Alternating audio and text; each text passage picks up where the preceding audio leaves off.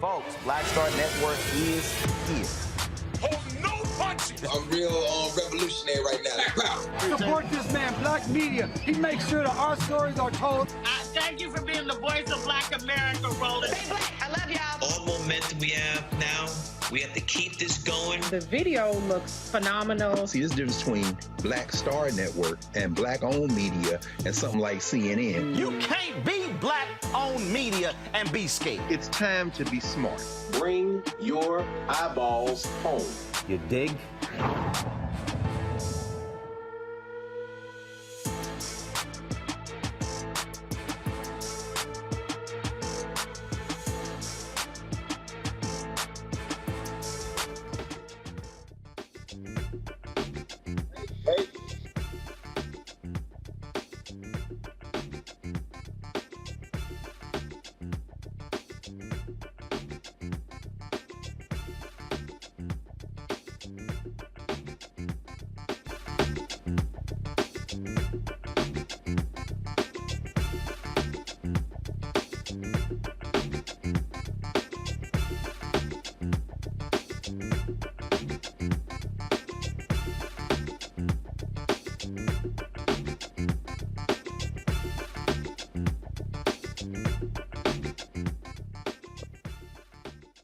Thursday, September 8, 2022. Coming up on Roland Martin Unfiltered, live on the Black Star Network.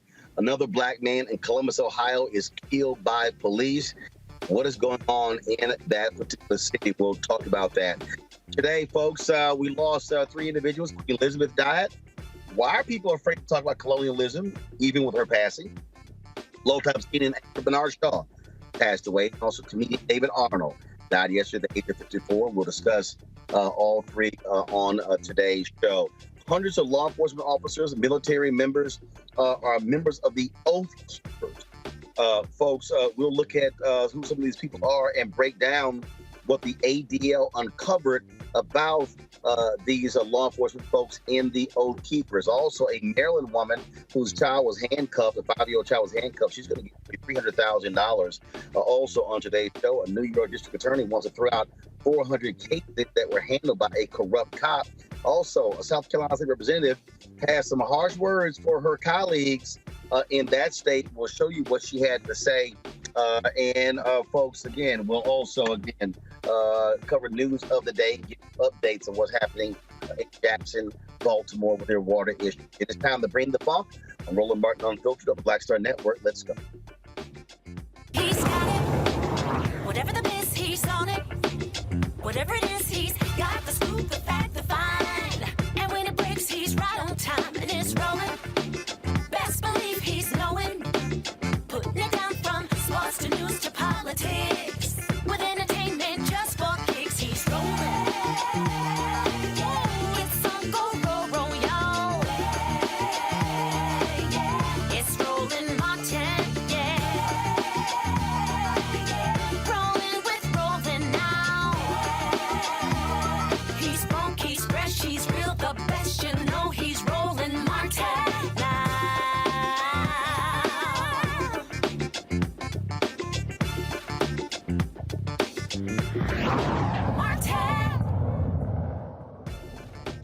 All right, folks. I'm in the nation's capital. Yet I'm not in the office yet because I'm stuck behind. Looks like President Biden or Vice President Kamala Harris's motorcade. I think is the president's motorcade. So they've got locked up. So I've been quite waiting for the president's motorcade. So that's why I am coming live from the car. Hey, yeah. All right, folks. Let's talk about Columbus, Ohio, where a black man got killed by police, unarmed 20-year-old black man, shot and killed by cops on August 30th. The officer at Donovan home around 2 in the morning to arrest him on 3 separate charges: domestic violence, assault, and improper handling of a firearm. Now, folks, I want to warn you about this body cam video I'm about to show you because it is disturbing and can be triggering. And so what happened was Officer Ricky Anderson fired the fatal shot at him. Now, we couldn't find a picture of Anderson who has been on administrative leave since the shooting, but this is the body cam footage of the cops were entering the home, and this is what happened. Donovan. Yeah, there's somebody back there. That dog's gonna bite you if you don't come out.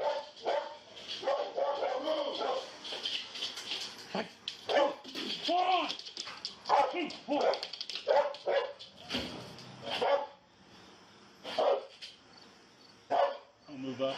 Okay, I'm with you. I'm with you. Somebody got taser. He's got gun. Door shut.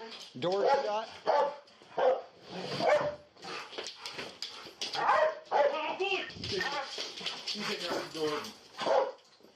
Knocking him up. Here, I'm gonna lock him up and leave. Here. Ready, I'll get another car. Here. You want to watch them? Now I'm worried in the back. No. There's 2 windows. One with AC unit, the last one. We're gonna send that dog in. That's 43D 919960. Hands. Come in. Oh. 9199. He's got some in his hand. Some in his hand. Hands.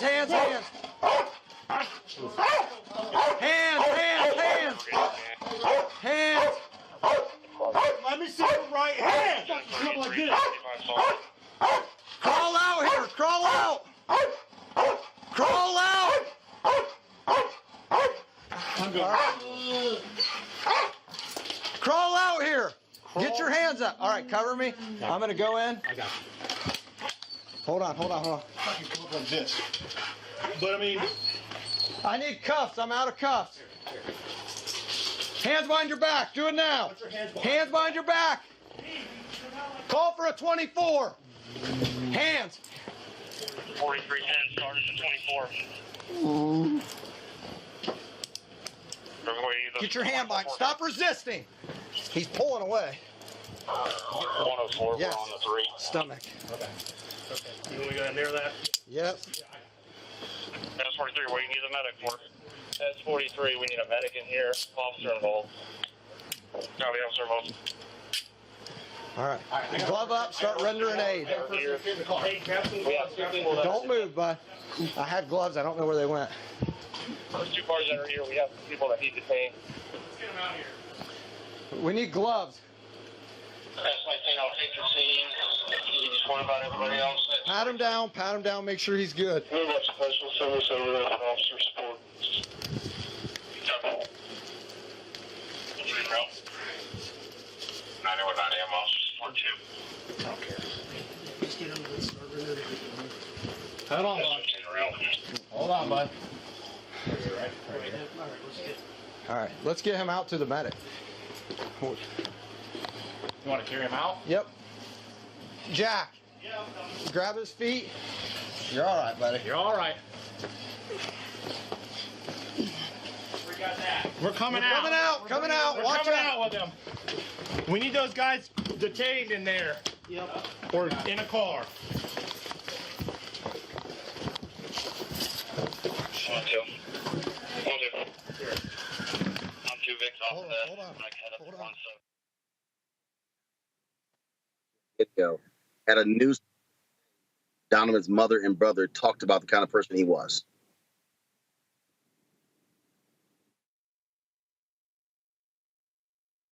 Donovan had the biggest heart. You'll hear that over and over again from many different people who touched him in his life in different places and in different ways, whether it's a teacher, a coach, one of his best friends. He cared about others. He was active in the community, both volunteering alongside the rest of us, and he also he wanted other people to be well.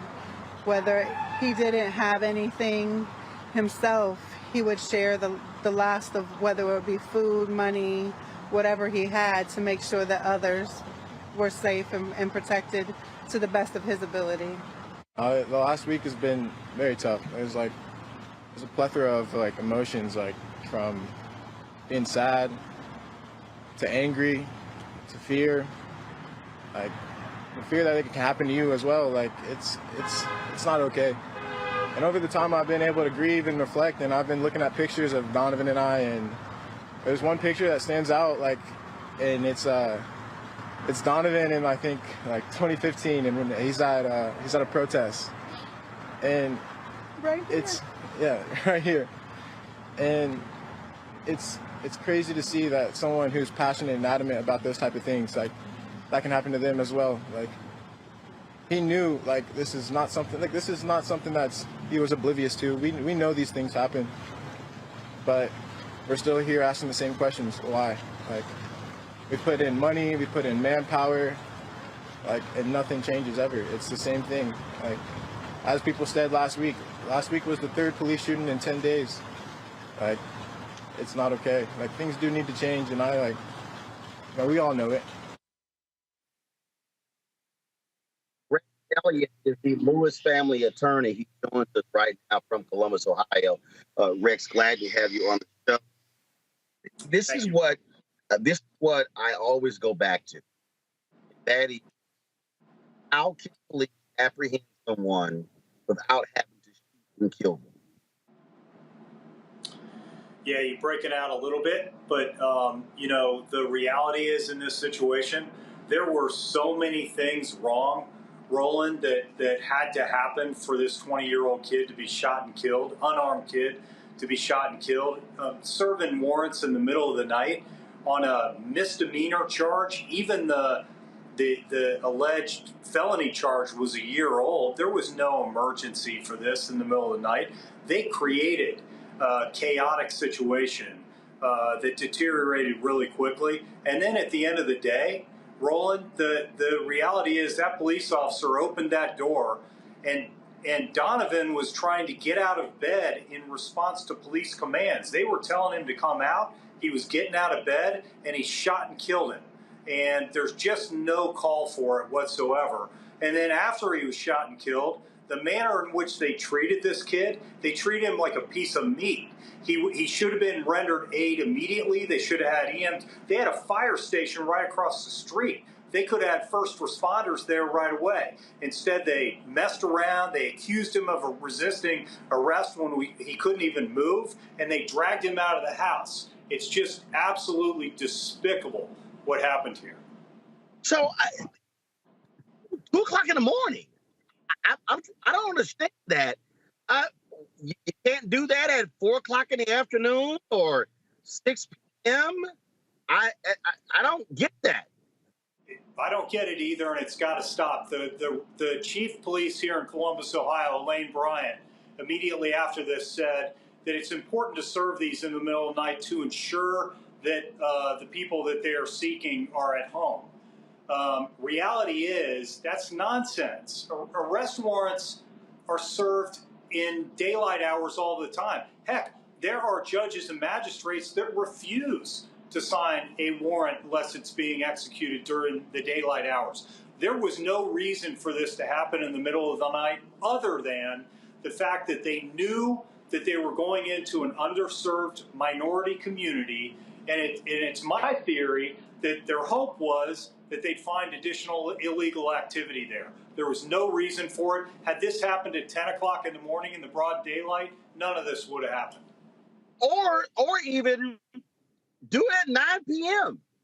I mean, if you're saying let's ensure someone's home, but the idea 2 a.m. and we could talk about the cases out of Minneapolis. We can talk about cases all over the place. Individuals are sleeping and they pull the covers up. Cops say, oh, we saw a flash. It ended up being a cell phone. If you wake somebody up, the natural instinct, if somebody busts in and I'm dead asleep, I got 2 cell phones right next to my bed. My phones stay right next to me. If cats bust in, my natural inclination is to grab my phone and call the cops. 100%. And think about this 20-year-old kid, too, who, by the way, was a social activist here in Columbus. He was protesting a police shooting in 2015. He was passionate about these types of issues. And here you have a 20-year-old black kid in an underserved community who is woken up in the middle of the night, 2:30 in the morning, with dogs bearing down on his room, multiple police officers with weapons. He's behind that door. He's sound asleep. He wakes up at some point. It's one of two things. They either rouse him out of his sleep, you know, he looks confused in the video, or they get him up a little earlier because he hears the dog barking and the kid's terrified behind that door because the kid knows what happens to black kids in America these days. He's heard the stories. He's seen the stories. I think you're 100% right. Even at 9 p.m., something like this doesn't happen. So what were the actual charges? What were they for? Yeah, again, you're breaking out a little bit, but you know the charges here. What were they for? I'm sorry, you broke out. The charges.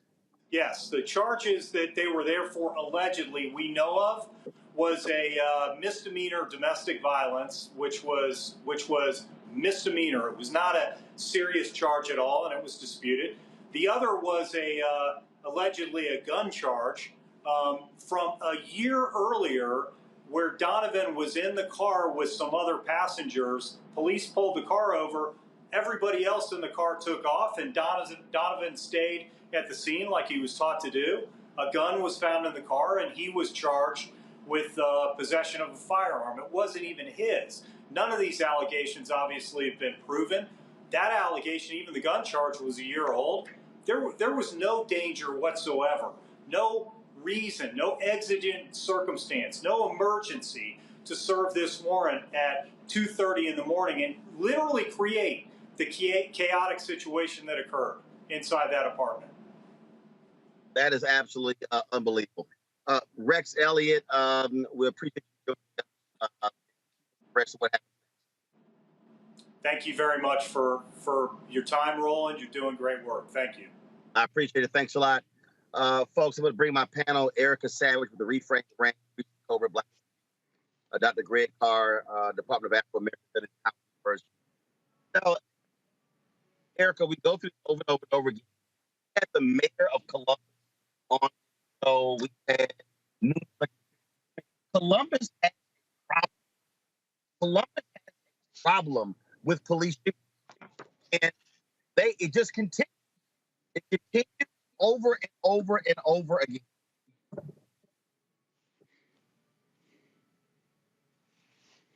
Erica, you got me? It was breaking up a little bit, but I did hear where you said Columbus. Erica, what I'm saying is Columbus has a problem with these shootings. Like, repeat it. With the mayor on, it's like, how does this department black men?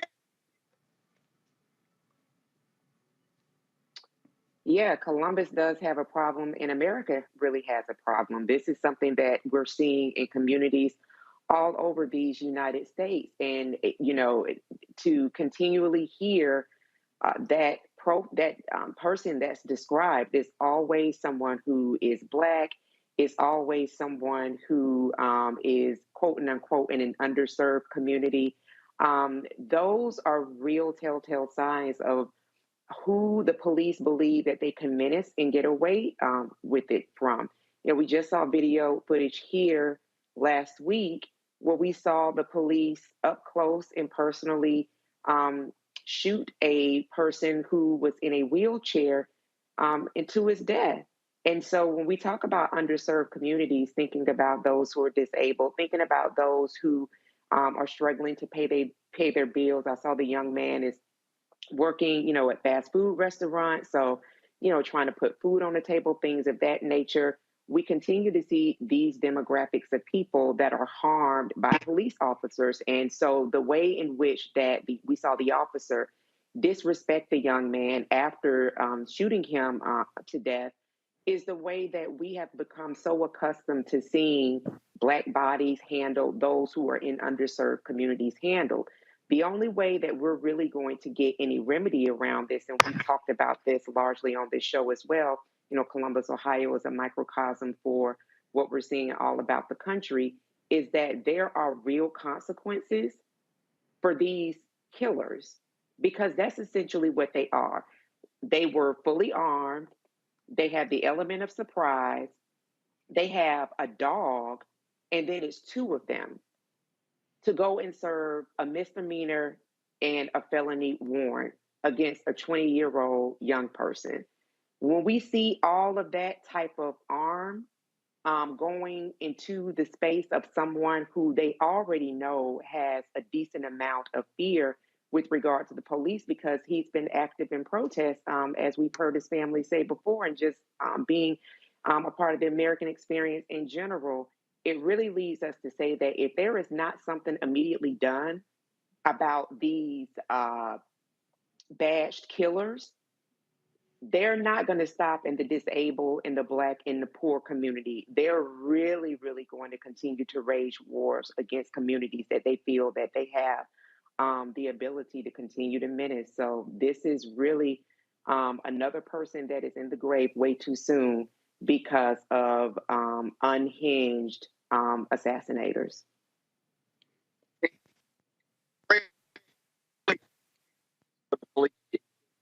Oh.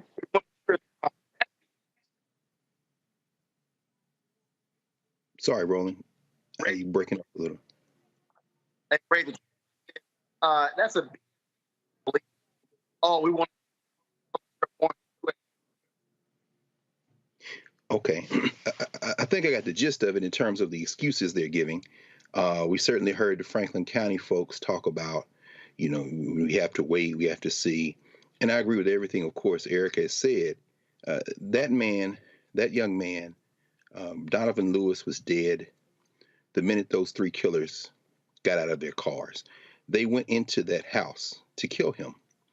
How do we know? Ricky Anderson, that piece of dog feces, who approached the bedroom door with his gun drawn, one of the three killers, the one who fired the shot and who was being rewarded now with paid administrative leave for his good service in service of the devilish project of white supremacy. That devil entered with his gun drawn and continued, if we see here in the video, to try to sick the dog on that door. Now, of course, when you enter, as you say, in the middle of the night, any human being would be startled. So when we see Ricky Anderson engaged in his devilish object, in his devilish mission of killing, if young brother Donovan had come out of the room into the dog, he would have been shot. Because even if he had come out very quietly, turning that corner, appearing would have been enough for him to be shot. Notice how the devils follow a script. So come out, the dog's gonna bite you. This is the middle of the night, man. So I'm gonna be startled like, what? The minute you come out, you're dead. Next, he shoots him and they go into the devil's script. Stop resisting. Stop resisting. Okay, that's what you're trained to say, the training. People talk about training. Okay, all the people talking about diversity, equity, inclusion, anti-racism. Okay, it's time for you to be quiet right now and pay attention to the devil script of murder that we just heard. Stop resisting. And then next, I'm looking for gloves. Why? Because they want to make sure that if he has some type of bloodborne disease or something, that they don't catch it. You see, what if we lived in a world where every time the killer pulls out their weapon to shoot, that bullet enters wherever the killer has aimed at the person they tried to kill? So when Ricky Anderson, the piece of dog feces, who killed Donovan Lewis, had shot, instead of penetrating Donovan Lewis's chest, it penetrated Ricky Anderson's chest. Of course, I'll leave that to the people writing fantasy fiction, at least in the short term. But then next in the script, we hear pat him down. This man is moaning as his life ebbs out of him, but we hear pat him down. Why? Because he still constitutes a threat. And then finally, as we heard you discuss with the attorney, and as you say, Erica, they took him out like the disposable thing that he was. They're very calm. Minister Aid. No, that's just for the script.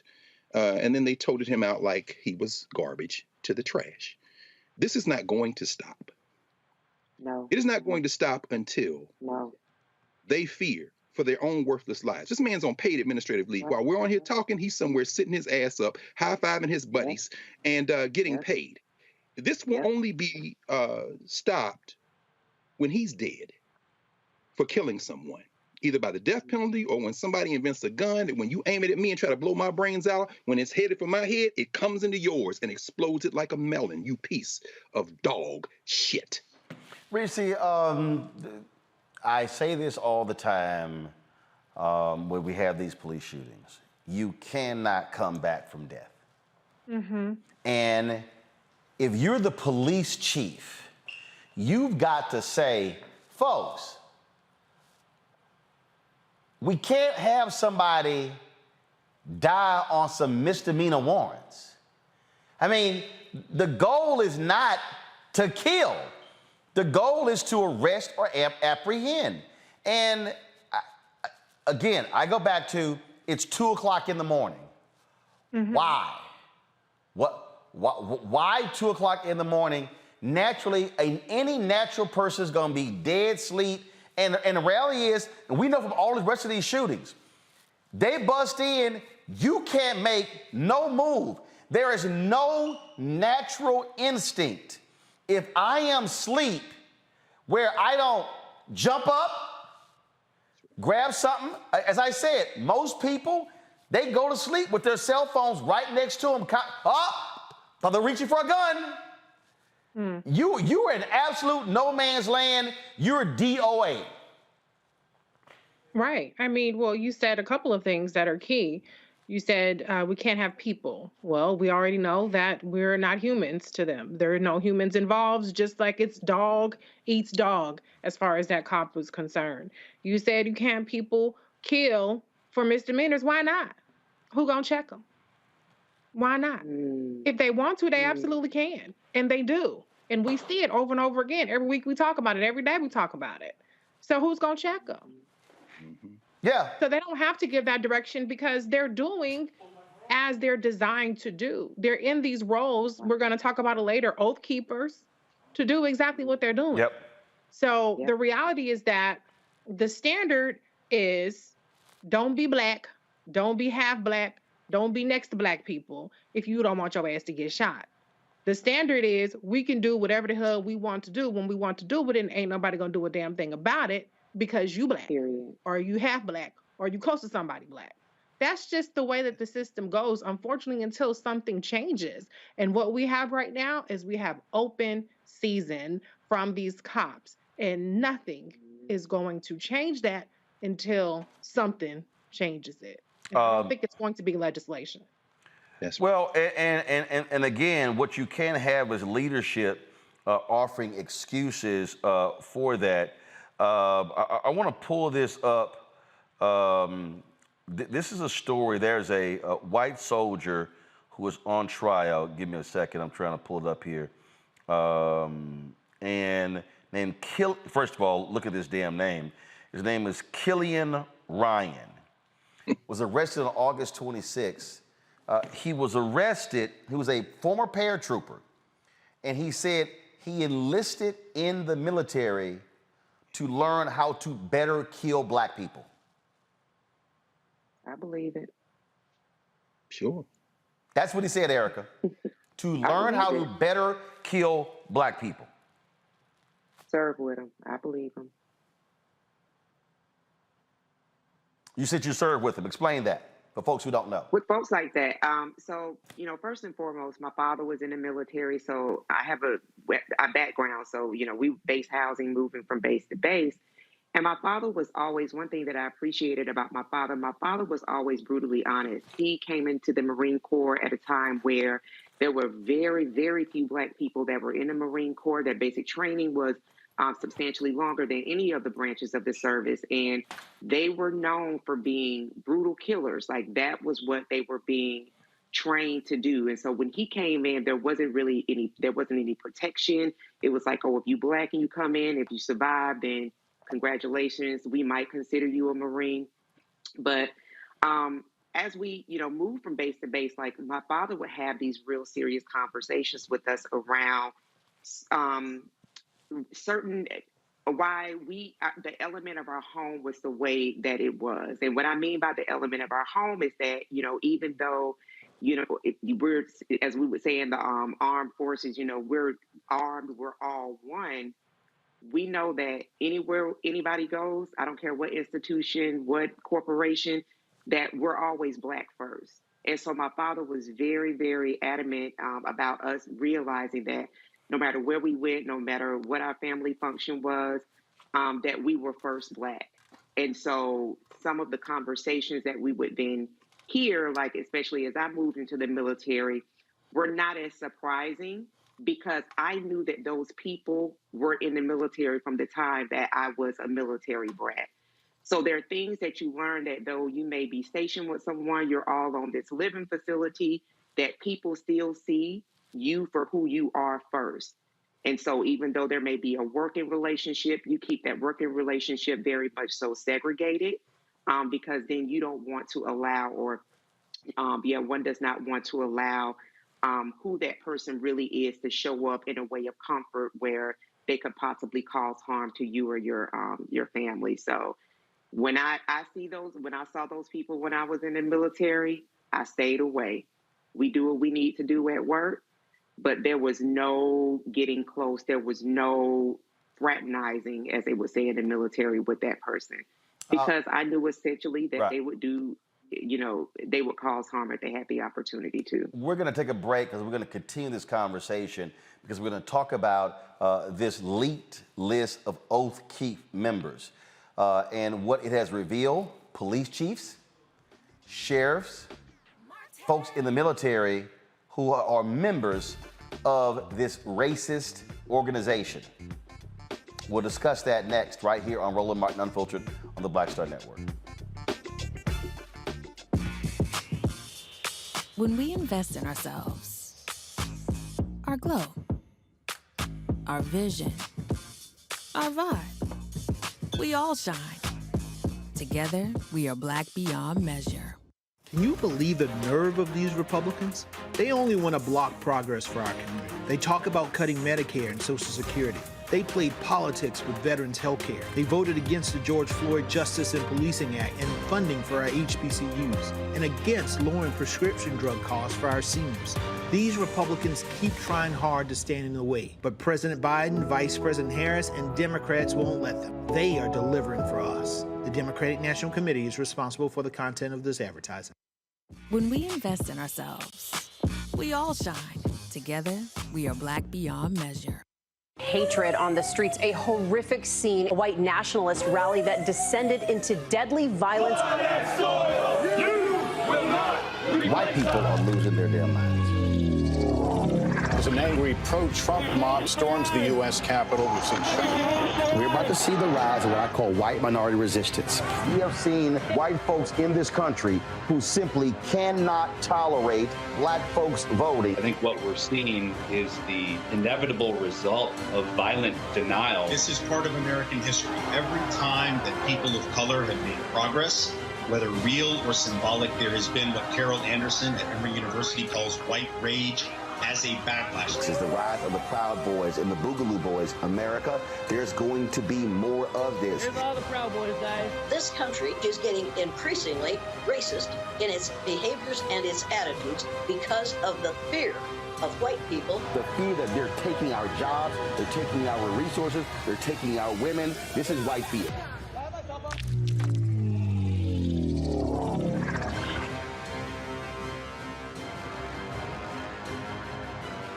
Pull up a chair, take your seat at the Black Tape with me, Dr. Greg Carr, here on the Black Star Network. Every week, we'll take a deeper dive into the world we're living in. Join the conversation only on the Black Star Network.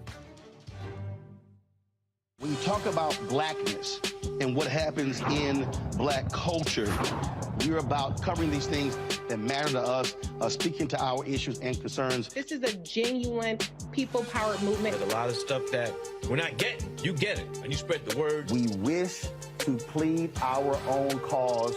Too long have others spoken for us. We cannot tell our own story if we can't pay for it. This is about covering us. Invest in black-owned media. Your dollars matter. We don't have to keep asking them to cover our stuff. So please support us in what we do, folks. We want to hit 2,000 people, $50 this month, raise $100,000. We're behind 100,000, so we want to hit that. Y'all money makes this possible. Check some money orders. Go to P.O. Box 57196, Washington, D.C. 20037-0196. The Cash App is $RM Unfiltered. PayPal is R Martin Unfiltered. Venmo is RM Unfiltered. Zelle is Roland at RolandSMartin.com. Hey everybody, it's your girl Lunel. So what's up? This is your boy Earthquake. Hi, I'm Chaley Rose, and you're watching Roland Martin Unfiltered.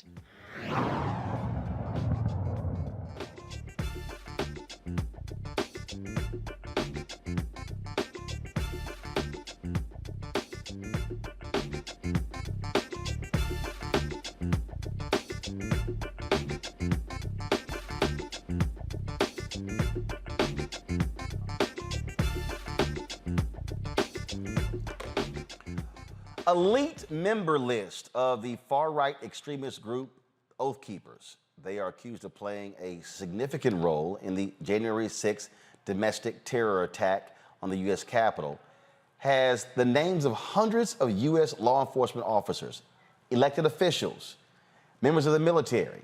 When we talk about law enforcement, folks, we're talking about sheriffs, police chiefs, and others.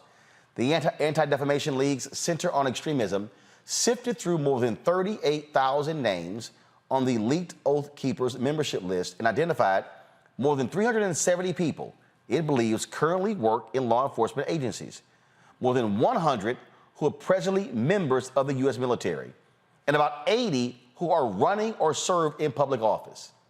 Some of the names the ADL discovered: Thomas Rummel, Sanders County, Montana Sheriff; Joe Wright, Collin County, Texas. Collin County, y'all, that's Plano, Texas. That's Dallas, okay? Constable Bradley Rogers, Elkhart County, Indiana County Commissioner. Wendy Rogers, Arizona State Senator. Phil Jensen, South Dakota State Representative. Bob Gaiuta, New Hampshire State Senator. Idaho State Representative. Chad Christensen, Alaska State Representative. David Eastman, Major Eben Bratcher, Yuma County, Arizona Sheriff's Office. Lieutenant Philip Mercurio, City of Pittsburgh, Sergeant Michael Lynch, Anaheim, California Police Department. The list goes on and on and on. This here, greatly significant, Reese. And here's the deal. We've known this for quite some time. This is not the first time we've known this. We did the story here where the group uncovered this private Facebook group of officers from all around the country, St. Louis and Philadelphia, other places, where they were making racist remarks, sexist remarks in this private Facebook chat room. We know it was in San Francisco where officers were busted for making racist remarks. The Cincinnati police officer just fired for using the N-word. Chicago cops using the N-word. There were Orlando officers that were fired for racist comments as well. The fact of the matter is, in law enforcement in this country, the military in this country, there are racists, there are individuals who are part of these far-right militia groups. And it was interesting because one of these sharers said, oh, yeah, I was a member, but but I left because I felt their language was too incendiary. Really? Really? So between the Oath Keepers and the Proud Boys and the rest of these groups, they're all the same.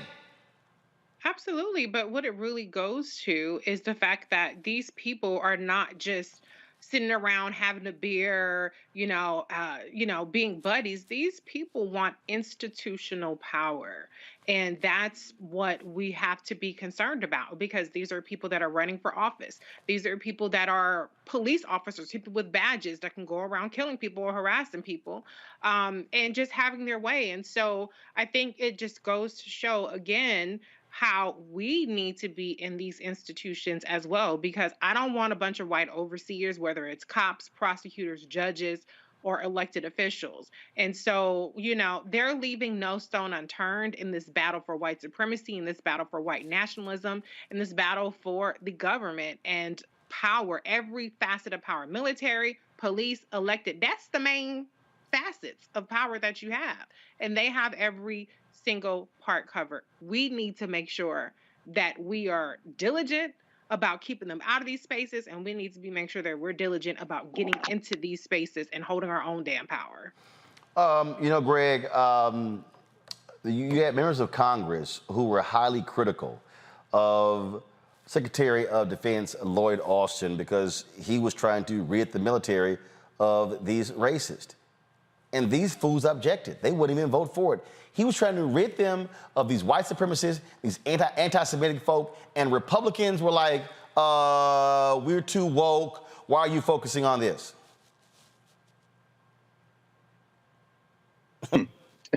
Really? So that tells you right there who today's Republican Party sides with. Yeah, and unfortunately, today's Democratic Party, too. And today is a day I think we are reminded of that, even as this 96-year-old Queen of England goes off to meet her ancestors. And I hope on her journey that it's peaceful, and then when she gets there, they have a segregated heaven so that she don't run into the millions of non-white people who she ruled over for 70 years. But there will be people who stop and say, well, we should, she was the queen. We'll just pay our respects. Okay, it's the same thing. Let me make the connection. And what Reese said is very important for us to understand. Institutions that do not protect you are not institutions that serve you. When I say the Democratic Party, too, I don't mean the Democratic Party is like the white nationalist party. What I mean is, unless you're going to take action against white nationalism, you are supporting soft white nationalism. There is no protocol and there is no decorum when someone has their foot on your neck. These white nationalists are determined, as Reese said, to rule or ruin. They have weaponized beyond the paddle rollers who are in uniform. And again, we're obsessed with uniforms because of the slave mentality we've been given. That's why some people gonna cry crocodile tears when they see Charles III, the new king, in a uniform, and everybody in uniforms. They just love watching uniform. We have been trained to respect the uniform.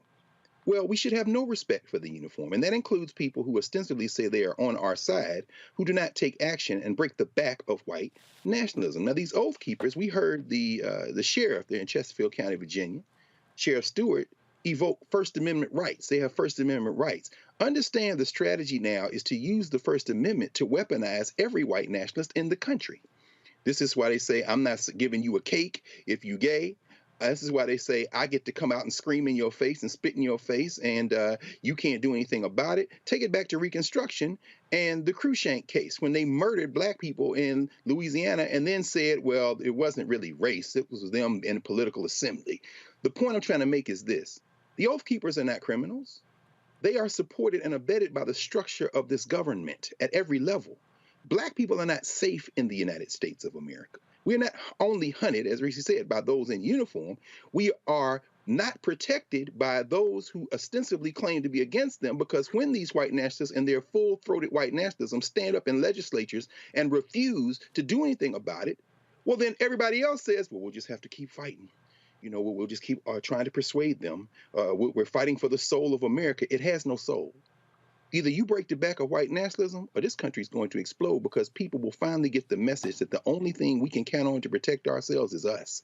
And at that point, you don't have a country. And perhaps you shouldn't have a country. Erica, the reason, and I'll explain this here, the reason I chose this particular photo, and I picked the photo, because what this image shows is, give me I want to see the image. This is what I want to see. Look at this here.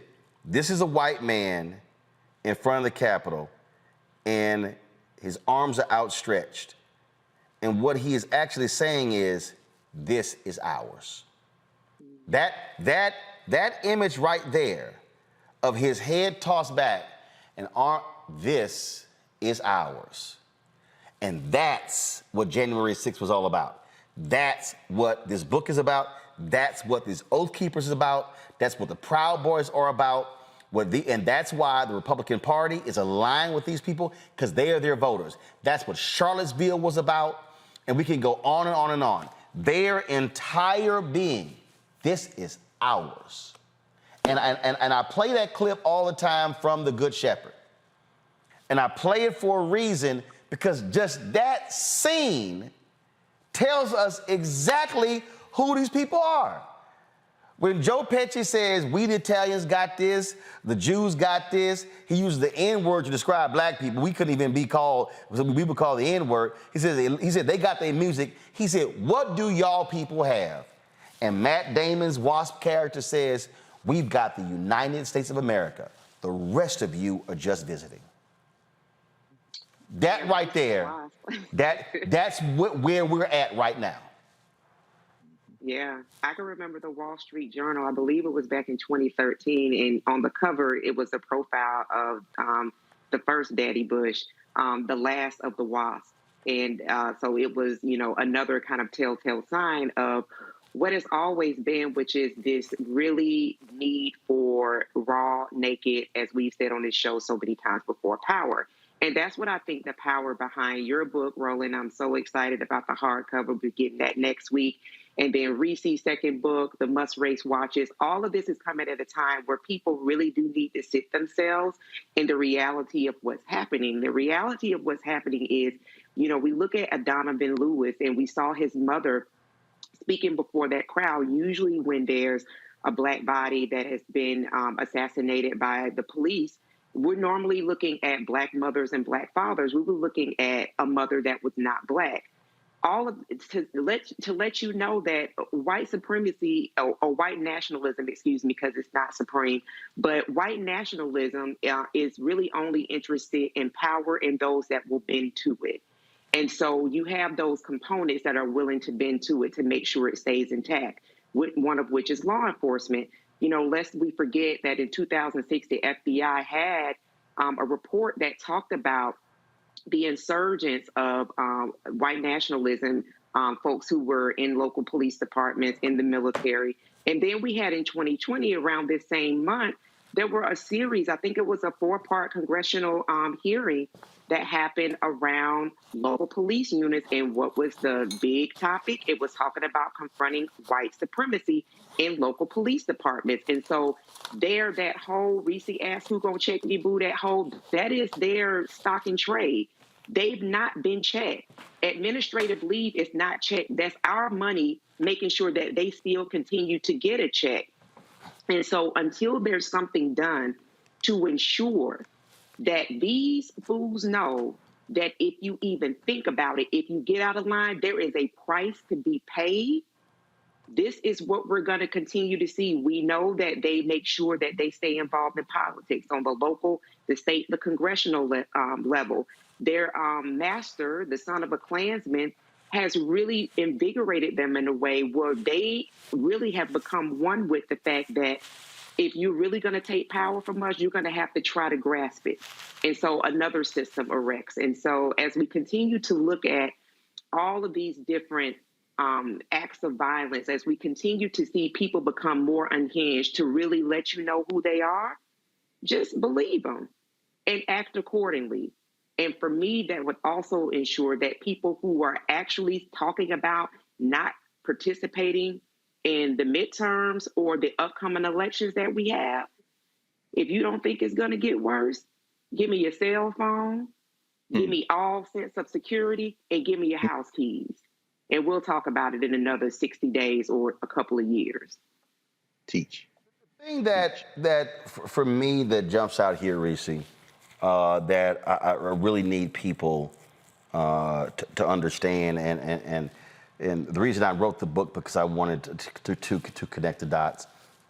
When you take these Oath Keepers, Proud Boys, then you take the attacks on the 1619 Project, then you see the attacks on African studies, Afro-American studies, then when you see the attacks on critical race theory, then you see the attacks on diversity, equity, inclusion, the attacks on multiculturalism. Now how the right attaches woke or wokeism to everything. They can't even define what the hell woke is. But again, what they want to do is they want to characterize anything non-white as a threat to America. There was a poll that was done. It shows that a significant number of white Americans, Republicans, believe that discrimination against whites is equal or greater than that of African Americans. And that literally, and I saw this. With Obama wasn't even in the White House 30 days. I said to John Avlon, we are living in the beginning of white minority resistance. Mm-hmm. And I'm saying that because I don't think, Reese, our politicians, I don't think a lot of African Americans are fully understanding what the hell I'm talking about. Mm-hmm. I don't think people really are comprehending how dangerous this is. Right now, you have the Supreme Court that has decided to take a case out of North Carolina, where Republicans are asserting that the state legislatures can overrule the will of the people and they don't have to follow any voting laws whatsoever. Mm-hmm. And you got this guy, Leo Terry, who led the Federalist Society, and this billionaire has given him $1.6 billion to spend any way he wants to. Yep. And they have filed an amicus brief with the Supreme Court endorsing these ideas. This thing is so dangerous that a group representing 50 of the nation's state Supreme Court chief justices issued their own warning to the Supreme Court not to rule in its favor. So what these white nationalists are trying to do, and I need everybody who's watching, who's listening, to understand the depths of this. What they want to do is they want to freeze in place any gains, strip away, take away, because they see what the numbers look like. And let me say this to my white Latino friends. You're not white. And so we got to talk to white Latinos who are operating with a white mindset and saying, well, I'm going to choose with the white folks versus Latino folks, and understand they ain't riding with you either. Mm-hmm. This is a threat to our children's children. And so when I listen to all these yahoos, these black folks who are following some of these old ignorant people out here, I ain't voting for this, I ain't voting for that. Trust me, Donald Trump told you after 16, he told you thank you for not voting. Mm-hmm. Because what they want to put in power, they are going to do. Yeah. And if we don't participate, we just making their job easier. And folks then gonna realize, oh hell, what did I do? Right. And now it's too late. Right. I mean, this might be the last election where across the country, we have national citizenship, where we have state citizenship even. I mean, if you look at the state of women now, there's no national citizenship for women in this country because depending on where you live, you have a different set of rights. So that's the end of American citizenship for women. In Texas, you cannot get an abortion for any reason except for saving the life of a mother. But you have people like Doug Mastriano in Pennsylvania who want to eliminate even an exception for the life of a mother. Same with Herschel Walker in Georgia. Same with Marco Rubio in Florida. So they're not done yet. They're playing for keeps, and they are tackling every single issue. They're tackling defunding public education. They're tackling stripping you of your health care. They're tackling women's reproductive rights, which is birth control is next. They're tackling the citizenship of the LGBTQ community. But a part of that is also tackling consensual sex between adults who are not trying, who are having sex without the purpose of reproduction. Like, I don't think that people really understand how insidious what they're trying to do is, but it starts with our own citizenship. It starts with gerrymandering us out of being able to influence our elections, which they've done in Texas, which they've done in Florida and other places. That's what the North Carolina, and then the next part is getting these election deniers who will set aside the results of the elections. That's what they're trying to do in Pennsylvania. That's what they're doing with these Secretary of State races. There is every part that they're trying to do, but what Republicans are smart at is they throw out this really incendiary, really inflammatory stuff. So we're talking about woke, and they're talking about banning trans athletes like anybody gives a damn about a 15-year-old trans kid playing volleyball or swimming. And they throw out all of these things when, if you look at the record, that's where the real danger is. I mean, obviously their rhetoric is dangerous, but when they want to deny your existence and your humanity in this country and they want to overrule that, that is a big fucking deal. And I want people to quit sleeping on what's happening. Because this is it. This is really it. And the polls might be looking a little better for Democrats, but this ain't over until people vote. And then if you don't vote now, then if you have a Republican governor in Pennsylvania, if you have a Republican governor that wins in Michigan, if you have a Republican governor that wins in Wisconsin, it don't goddamn matter what we vote for in 2024, because they can overturn the Electoral College votes, even if Biden, Harris, or whoever runs for the Democrats wins by millions more votes like Hillary Clinton did in 2016. So this is it, people, and I know y'all tired of hearing that, but that's the reality of it. And if you don't believe me, you can pick up my book, okay? Because I'm talking about it in both of my books, about what these people are planning to do with their power should they get it. And I'm telling you, Greg, that there are people, I deal with these people every single day, and they come with the usual BS. Oh, man, you sell out for the Democrats, you a Democratic shield, you own the plantation.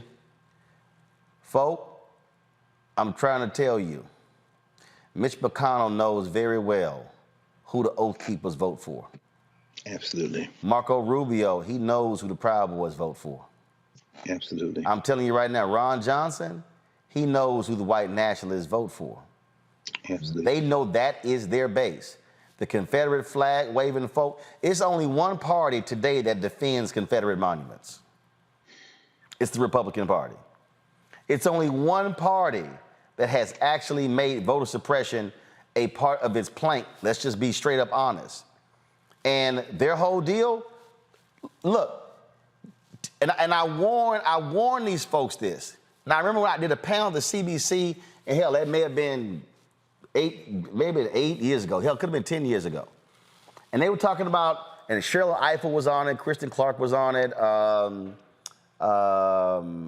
Actually, I think he's now in the cabinet, the Biden cabinet.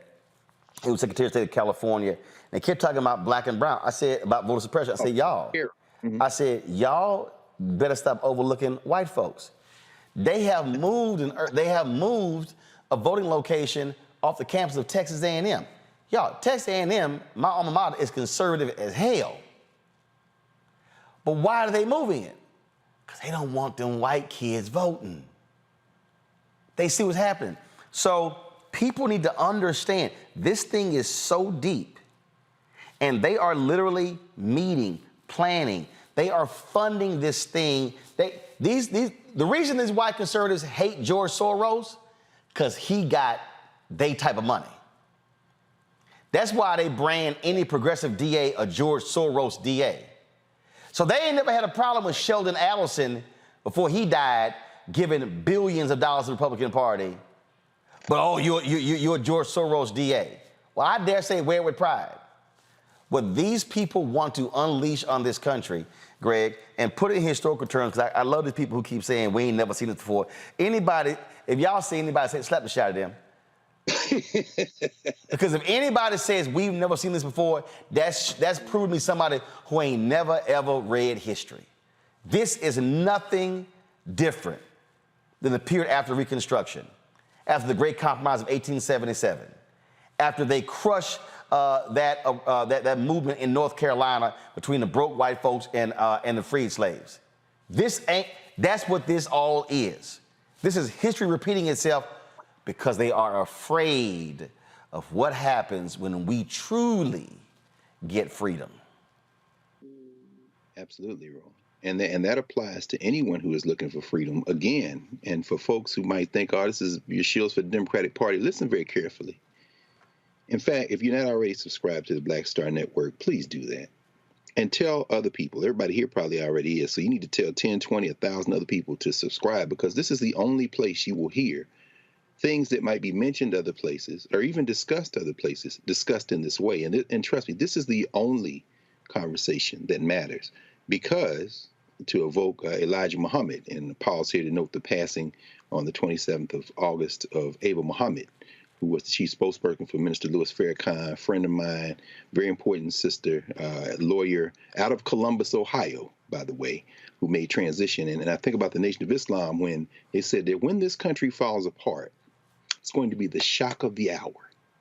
The shock of the hour, they call it in the Nation of Islam. So all the other places having these conversations, when it falls apart, they're going to be shocked. No one will be shocked in the Black Star Network, because we've been trying to tell y'all. And Reese, I appreciate you framing this in the way that you did as it relates to, the rule of law. See, what's really on trial in this process is the rule of law.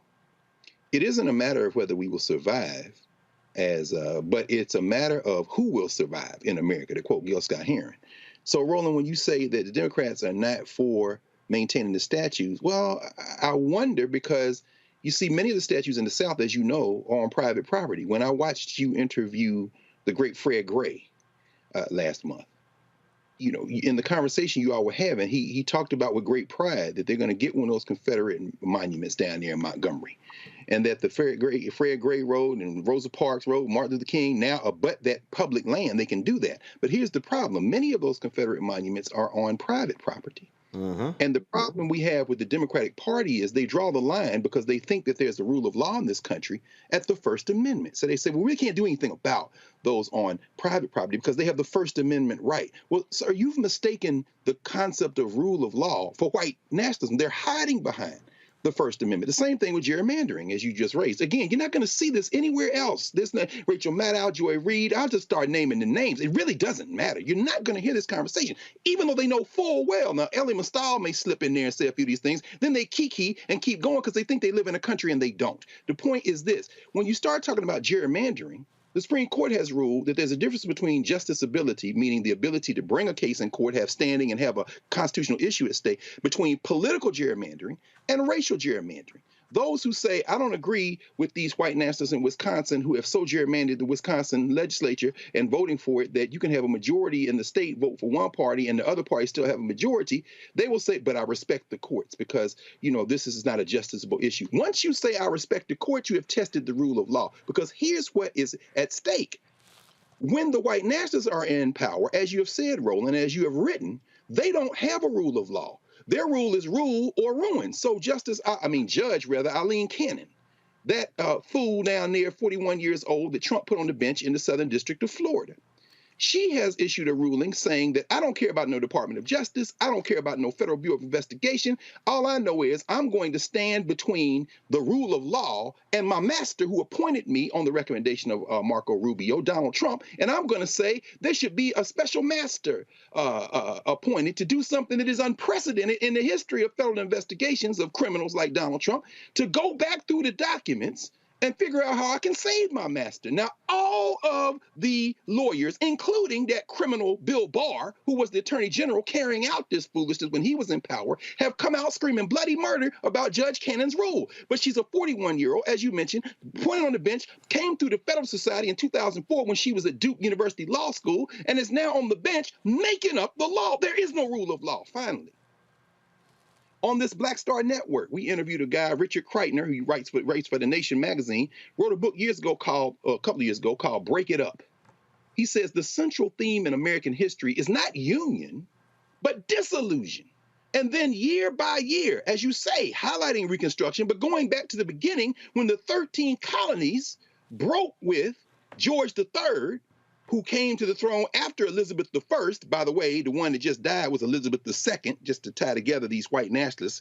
And then the guy who's on the throne now, Charles III, his predecessor, Charles II, was the one that signed all the warrants that brought us ass over here to speak English. But at any rate, those 13 colonies broke with Great Britain, and that was the only thing they agreed on. When the minute they started the United States, the New Englanders wanted to get away. The South wanted to get away. And then he follows it through the history of the United States. George Washington, when he left office, he was terrified. He said, because once we push west of the Alleghenies, all those places are going to create their own country. You get to the Civil War, South Carolina left because they have been trying to leave since the beginning. And the only thing kept this thing stitched together are people who look like you and me, because we were in enslavement. And the minute we saw a crack and a chance to advance our interests and got a few guns, we ended the damn Civil War because the South was looking on the verge of winning. Remember, they didn't have to conquer New York. They just had to keep the North out of the South. And Gettysburg is in Pennsylvania. It is not in Georgia. The point is the South was on the verge of winning the war. And winning for them looked like secession. And then they were going to link to Mexico, link to Latin America, and create a whole new confederacy. My point is this. From that moment, Reconstruction, to where we are right now, it has been non-white people, chiefly black people. And by the way, white people do include, as you say, Roland Spanish, because Eileen Cannon came from Colombia. She was born in Colombia. Her mother is one of them Cubans that left Castro's Cuba in 1959. So she's white too, and she just happens to speak Spanish. But the only thing that's kept this together is people saying, we don't give a damn about y'all.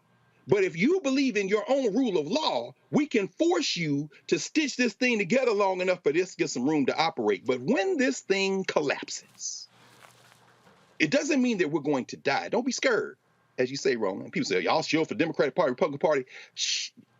People don't like me. You know, some of my friends who are on the radical left say I told them to shut up, and they mad about that still to this day. So I'm not going to say shut up. I will. Shut up. Well, no, I'll just say, as John Henry Clark said, be smart.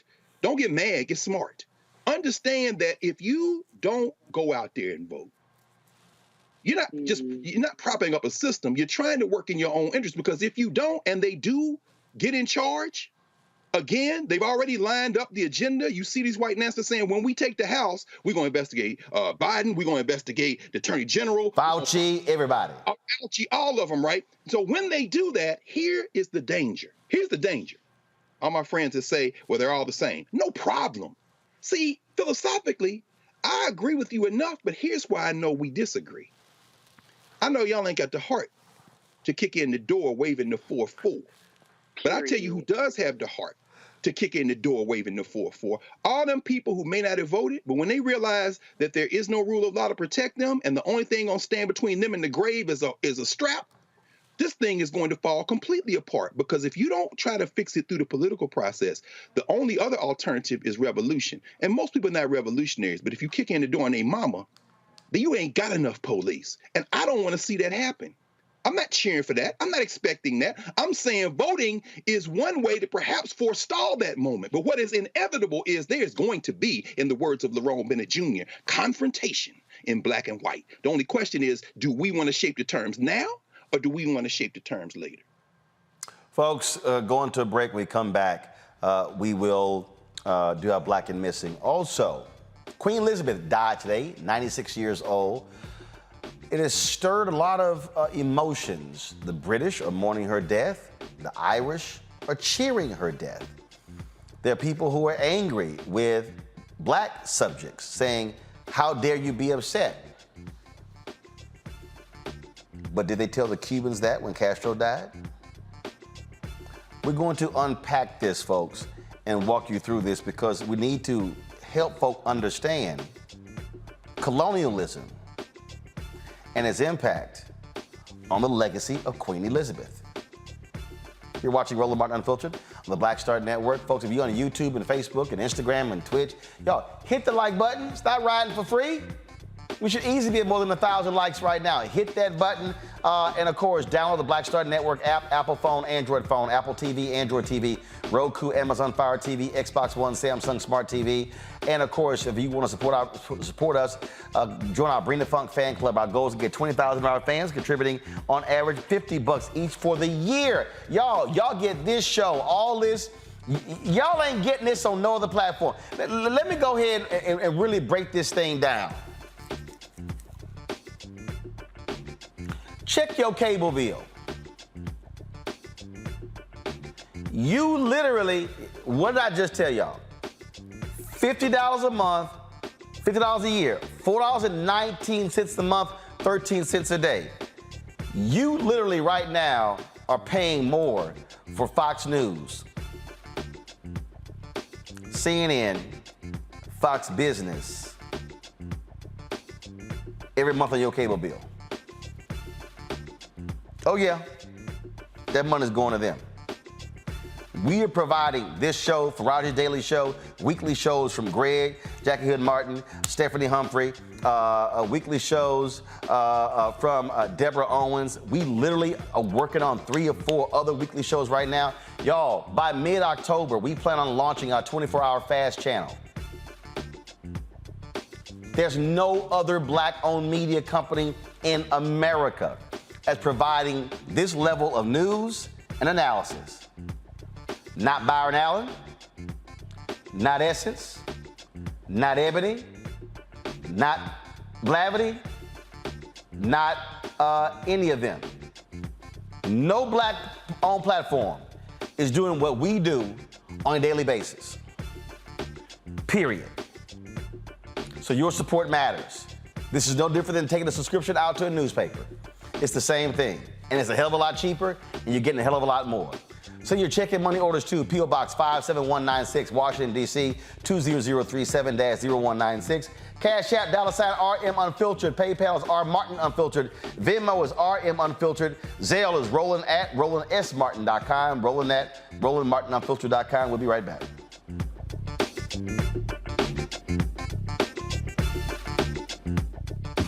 When we invest in ourselves, we're investing in what's next for all of us. Growing, creating, making moves that move us all forward. Together, we are Black beyond measure. Can you believe the nerve of these Republicans? They only want to block progress for our community. They talk about cutting Medicare and Social Security. They played politics with veterans' health care. They voted against the George Floyd Justice and Policing Act and funding for our HBCUs, and against lowering prescription drug costs for our seniors. These Republicans keep trying hard to stand in the way, but President Biden, Vice President Harris, and Democrats won't let them. They are delivering for us. The Democratic National Committee is responsible for the content of this advertising. When we invest in ourselves, our glow, our vision, our vibe, we all shine. Together, we are Black beyond measure. Hi, I'm Vivian Green. Hi, I'm Wendell Pierce, actor and author of The Wind in the Reeds. Hey, yo, Peace World, what's going on? It's the Love King of R&B, Raheem Devon, and you're watching Roland Martin Unfiltered.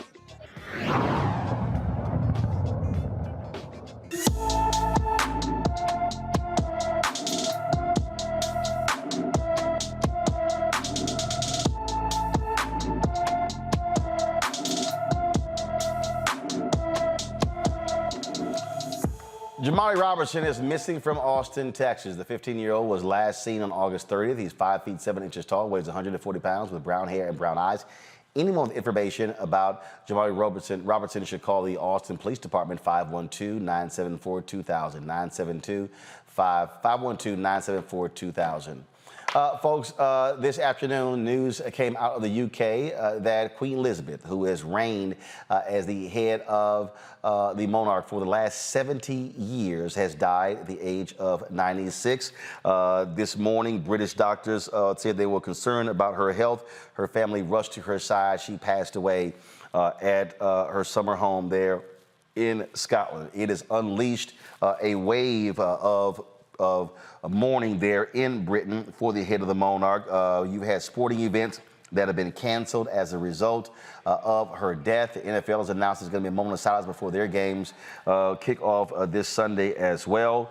And you have had a lot of people talking about her impact, leading the Commonwealth, leading this massive colonialism for 70 years.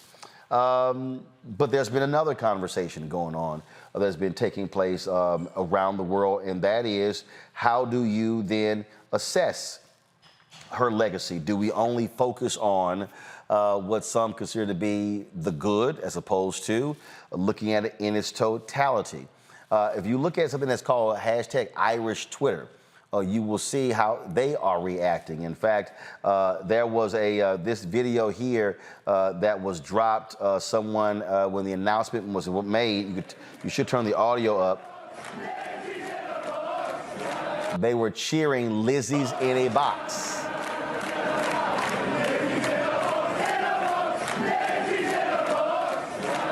In fact, other parts of the country, I was there was some video that I pulled up. This was a scene outside of another area there in Ireland.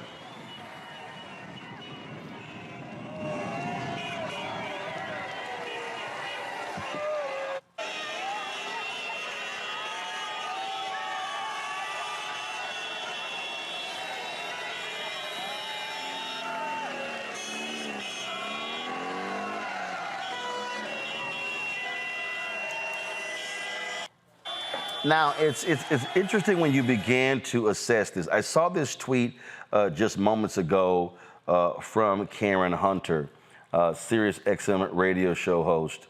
And she said to folks, she says, FYI, it's spiritually tacky to celebrate the death of anyone. Okay. So, and then she had a second tweet where she said, give me 1 second.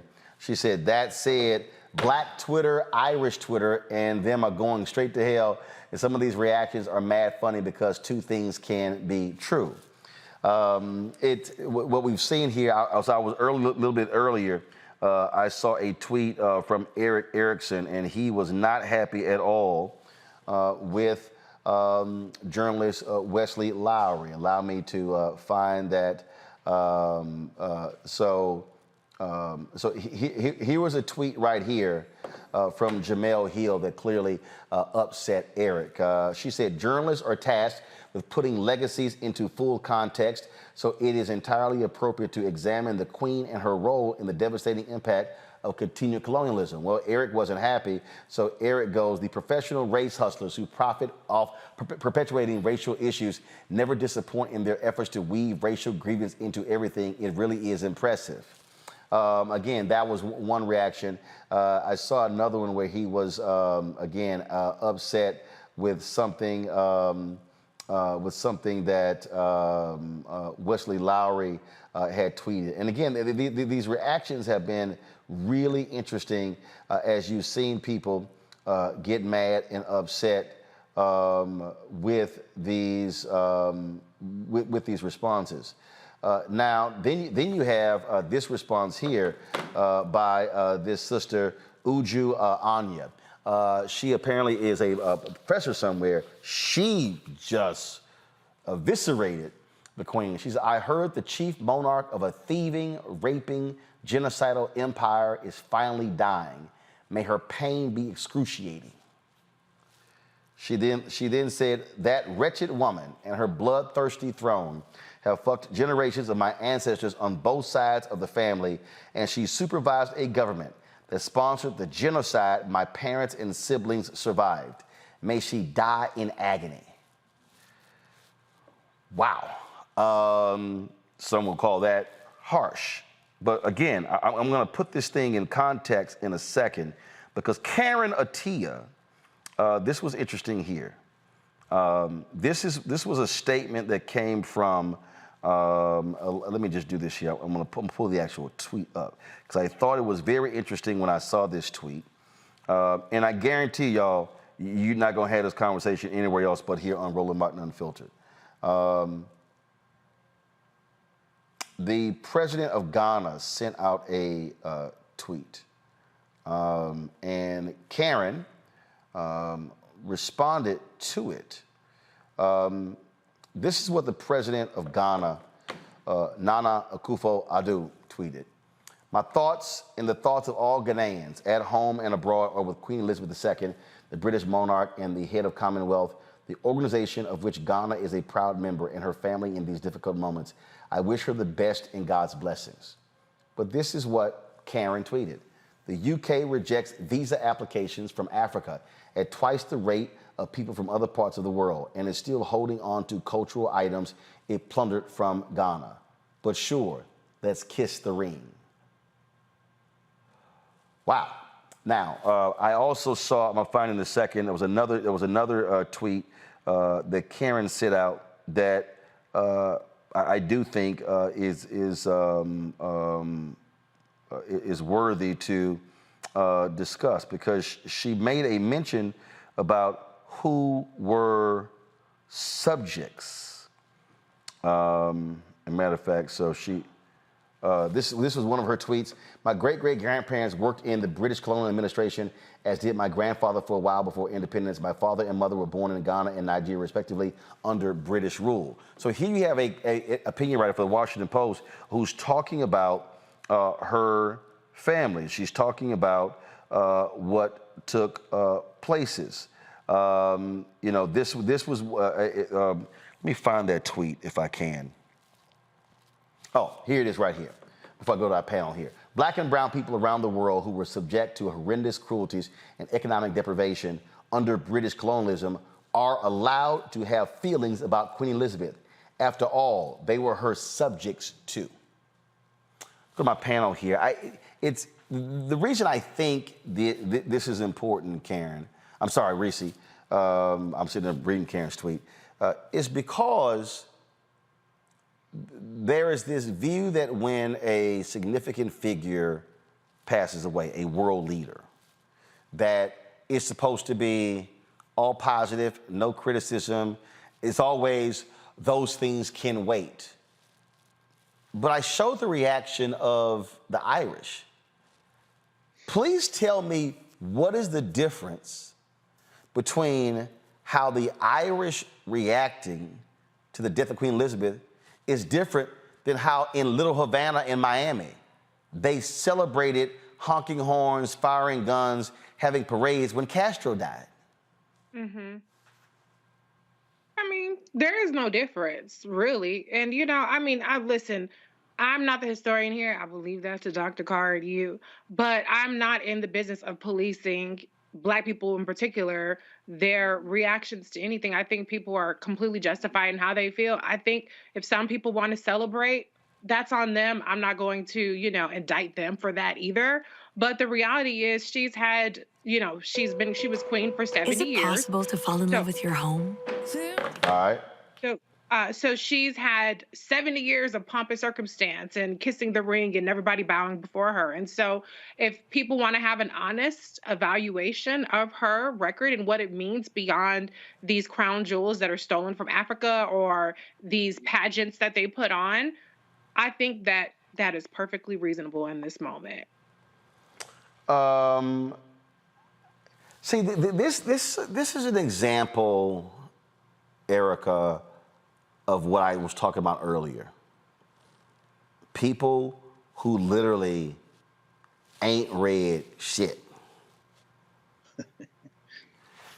Because what we do is we go, oh, Queen Elizabeth, oh, she was just, you know, she was this nice figure, this nice woman, grandmotherly, and walked around in big hats and jewels and robes and all that fun stuff. Had some kids and princes and princesses and all that sort of stuff. And people think it's all fairy tale, but the reality is that government ruled a large part of the world, ruled African nations, was a brutal regime. So it shows to me that a sheer arrogance, especially of white Americans, who refuse to acknowledge what life was like for folk who were under colonial rule. Yeah, it's par for the course. You know, they feel like they are in charge of Black people, Black labor, Black thought, Black feelings, but are free to have their own. You know, you're talking about all of those nations that monarch has ruled for since 1627, and just thinking about it wasn't that long ago in the 1960s that Barbados was given autonomy, and we know that the complexion of Barbados is reflective of ours. So when we talk about policing, you know, there's definitely over-policing of Black folks, period, in this country and beyond. I think that also goes to emotional reaction, because some of the stuff that I read on Irish Twitter, I mean, it was just like, it was cold-blooded. They gave no fucks about what they said with regard to Elizabeth's departure.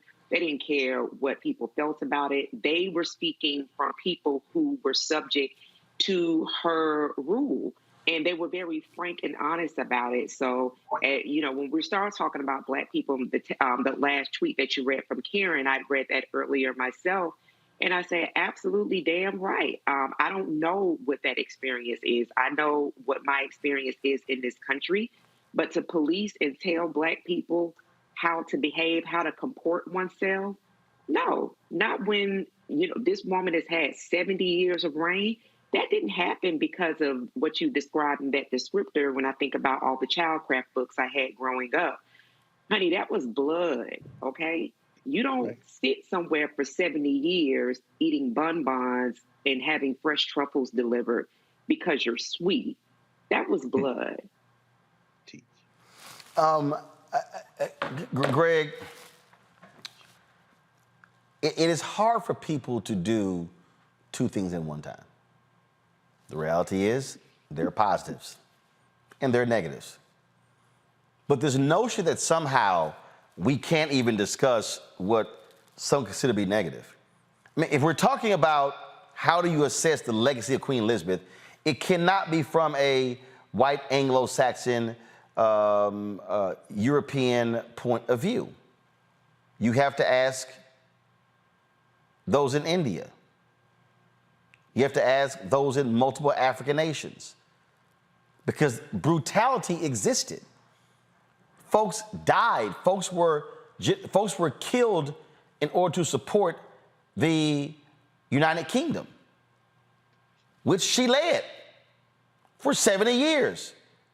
So to act like that didn't happen, and so how dare these people express their view? Again, I just go back to how folks were cheering the death of Fidel Castro. Mm-hmm. Mm-hmm. The death of Hugo Chavez, the death of Muammar Gaddafi, the death of, and I'm sure there are people bristling now like, wait, are you naming dictators? Well, yeah, I need to turn off Bridgerton and Hamilton and all these silly-minded attempts to beg your master to be human in the world. And think for yourself, as you say, Roland, I have all the space in the world, particularly for the victims of the British, whether they be Ireland, which was Britain's first colony. That goes back to the 11th century.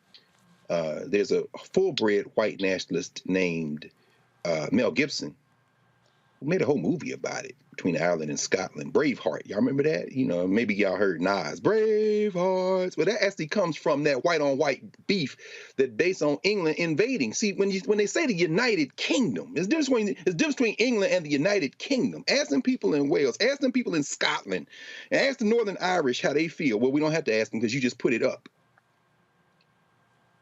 England is well, I don't know, maybe Spain, because Spain, you know, everybody speaking Spanish got colonized by Spain. So between Spain and England, but certainly I probably make the case England, because they're a lot more brutal, because unlike Spain, the English culture is threadbare. You don't go to fine English dining, after all, as you chew on your fish and chips.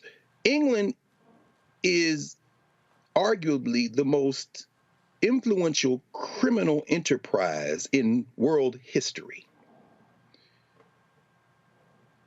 Elizabeth II, who ruled for 70 years and 214 days, the longest reign of a queen or monarch in England, king or queen, is probably going to be the last monarch.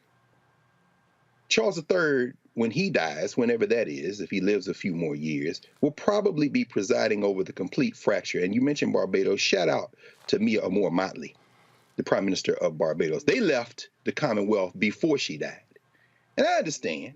I understand why President Akufo-Addo said what he said. He's trying to be a diplomat because he wants to do business with the UK, right?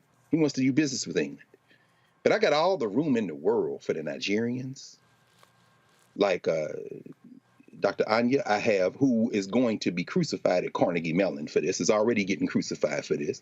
I have all the room in the world for Sister Atia, whose parents are Ghanaian and Nigerian, because they understand. You understand that Ghana took her independence in 1957. In 1961 is a famous moment when Elizabeth II, at 35 years old, goes in to dance with Kwame Nkrumah in Ghana. Up until 1960, when Ghana declared itself constitutional republic, she was still, from 57 to 60, you know her official title in Ghana? She was the Queen of Ghana. If you in the Commonwealth, she's still your queen. Her face on your money. They got to change the money now from her face to Charles III's face. Your master's still on your money. Mia Motley said later for that. She made Rihanna a national hero and said, we getting out the Commonwealth. Both of those things. Chef's kiss. The point is that Jamaica coming soon. What you're going to see now is, with this woman gone, they might say, okay, later for that, because Britain still rules over an empire, finally. Her last official act. Her last official act on Tuesday was to swear in this new prime minister, Liz Truss. Why the prime minister of England, who's about to wreak havoc up there, by the way, why is she going out there to this woman's vacation castle, one of many, by the way, the biggest recipient of welfare in the history of humanity, organized humanity is the British royal family. Why is she going out there to get the queen? Because even though it might just look ceremonial, you have to understand the power of culture. When you worship things like this, you are buying into a system that has had its foot on your neck for 500 years. And if you think that the reaction is a little out of hand, as Karen Hunter say, you know, you shouldn't celebrate death. Well, that's a protocol African people have always had. But let me tell you another protocol we have always had. If somebody slap you in your damn face, you need to slap them back. And Elizabeth II, following in the long line of British murderers, been slapping the world in the face for centuries. So go on into the next phase and pray to God that you don't see Gandhi, and Nehru, and Nasser, and pray you don't see Kwame Nkrumah walking around wherever you going, and you better not see nobody from the Caribbean, the Jamaican Blue Mountain Maroons, and oh my God, if you running them niggeros from Barbados, you in real trouble, Elizabeth II. So all we can say is, when we get over there, and I'm going to tell you what's going to happen in 80 or 90 years when baby Archie make it over there, you and him and your husband, who call him a monkey, they're going to have another kind of conversation. But I'm going to stop right there. I just want those who are watching and listening to understand that we can have a well-rounded conversation. Yes. And I just simply think, Erica, Reese, and Greg, this is a perfect example of a failure in this country. When there's a mass shooting, there's no time for that. This is a time to only think about, the bodies aren't even cold. Some breaking news. Multiple people shot in downtown Uvalde a few moments ago. What? A few moments ago, police were responding to multiple people shot in downtown Uvalde, Texas. Just 4 months after 19 kids were gunned down in the school, 2 adults. That's the thinking in this country. Oh, no. We shouldn't be discussing those things right now. Don't bring those things up right now. But no, we should. And I think it does a disservice to people today who have no understanding of history, to not look at the entire life, career, and the spectrum of Queen Elizabeth, just like when Ronald Reagan died. Oh, no. Reagan was a great man. So we are to ignore all of this? No. I don't celebrate someone dying. We got the news today. Longtime CNN anchor Bernard Shaw died at the age of 82. Many of us remember him from covering the Iraq War. He passed away. Last night, I got the terrible news that comedian David Arnold, 54 years old, died as well. No one celebrates death. We mourn those who died. People are mourning Bernard Shaw, but guess what? Bernard Shaw gave an interview with NPR where he said he missed a lot of things in his family because of things that he was covering, and he said it wasn't worth it. So think about it. People are honoring the journalism of Bernard Shaw, but Bernard Shaw said himself, of all things that he missed, it wasn't worth it. So I just want people to have... You knew him. Why did he say that? Why do you think he said that? Ron? Easy. I think because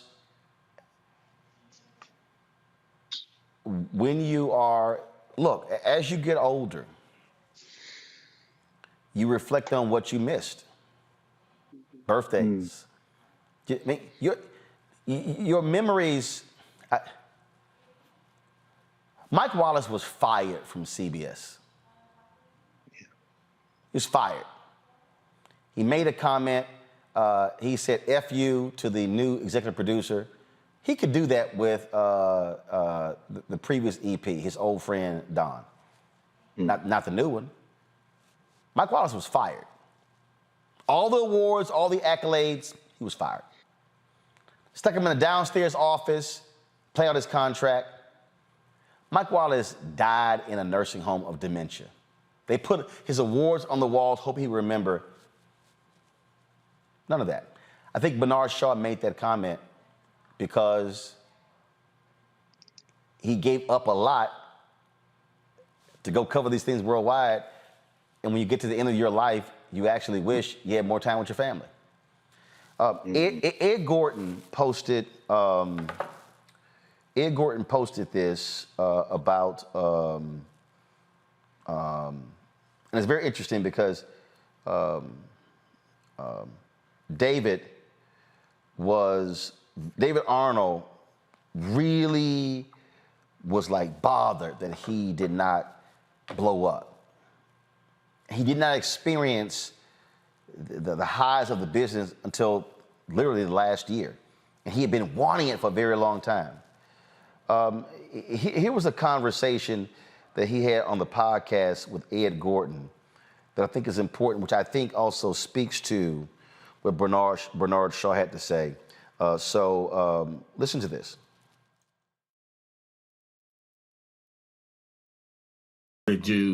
Yeah. What's the end of the road? And by that, I know people don't like to think about, particularly when you love what you do, the end, but there is, the end of your driveway, you make it home, you're satisfied. What is that for you? This is what I will say. Lately, in the last couple of years, with the success that I've had in just what I've had now, I'm learning to stop and start enjoying the things around me that I do have. My daughters are 15 and 17. I try to spend more time with them and really lock in with them because they're, a few years out from going out and to do their own thing. Spend more time in locking in with my wife, trying to do things that I enjoy, right? Because I'm still going to do a sitcom. I'm going to do that. I know that's going to come my way. I don't know how long I'm going to do it, but I know I'm going to do it. And then I will get a chance to tour. If I can just tour and people come to see me every time my name goes up on a marquee, that would be cool. But the end for me is being in a place where I'm okay. I've made an incredible living doing what I love to do, which is a blessing because most people do not get a chance to do that. And I think the end for me is just being comfortable with the things that I have done and being happy with the fact that I've made a great living and taking care of the people around me. You know what I mean? Doing what I love to do in a way that was even better than I was, raised in some areas.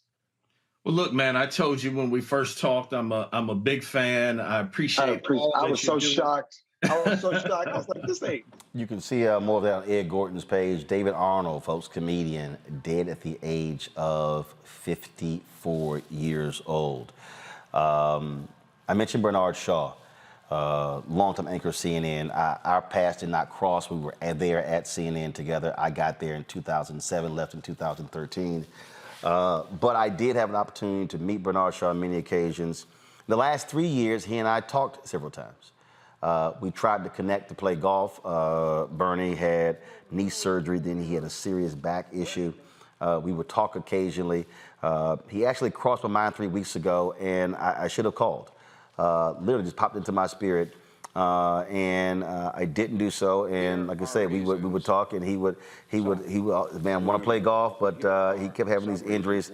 He died at the age of 82 of pneumonia, non-COVID. A few years ago, at the National Association of Black Journalists Convention, he spoke. And I was sitting in the room when he made this speech. Let me know if y'all have the video. And some may ask, Roland, people may ask, why did I rip CNN when I did? Because part of my deal is, I said, I don't want to wait until I'm 70 years old to speak truth about what happened. When Carol Simpson wrote her book and talked about the racism and the sexism she had to go through, when Bernard Shaw talked about the things that he went through, they were not in real time.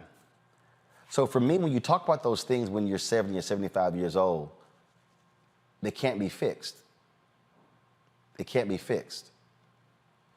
And so I sat in that room and I listened to Bernard Shaw give these words, and I said, you know what?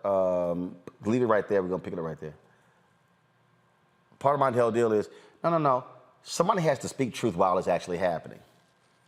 And he said something to white men in that room in 2007 that actually applies today. He was presented his Lifetime Achievement Award by Gwen Ifill. She's no longer with us either. Here's Bernard Shaw speaking to NABJ 15 years ago when he got the Lifetime Achievement Award at our national convention in Las Vegas.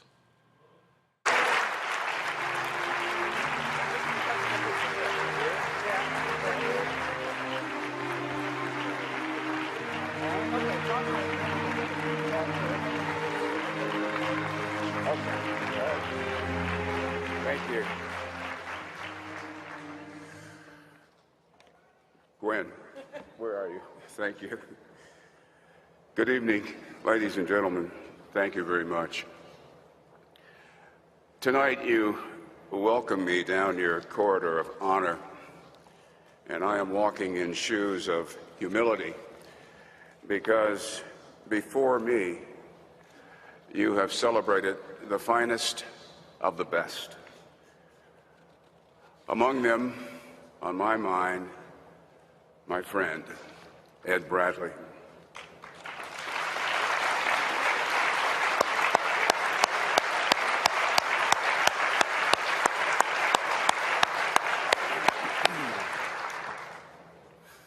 Confession. I feel uneasy.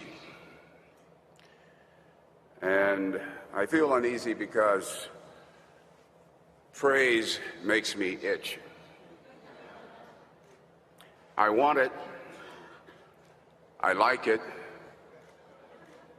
but I can't spoon with it, you know? I refuse to. It's my way of keeping myself honest and remembering my mother's words. You can always be taken down a buttonhole lower. My wifely friend of 33 years, Linda, has lovingly done that from time to time.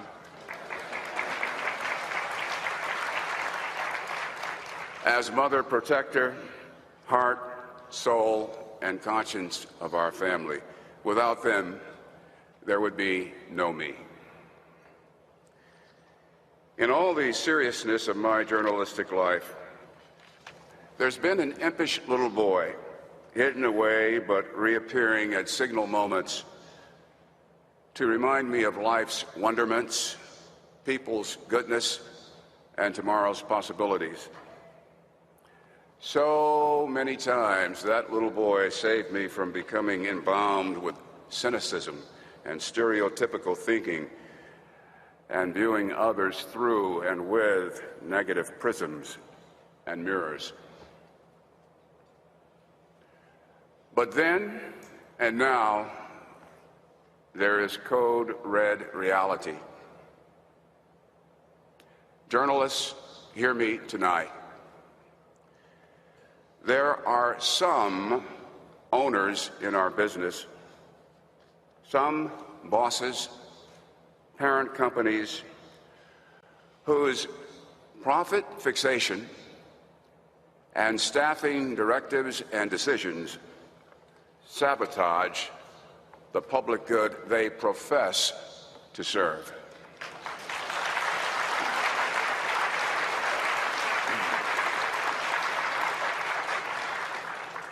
They are turning the people's right to know into the people's fight to know.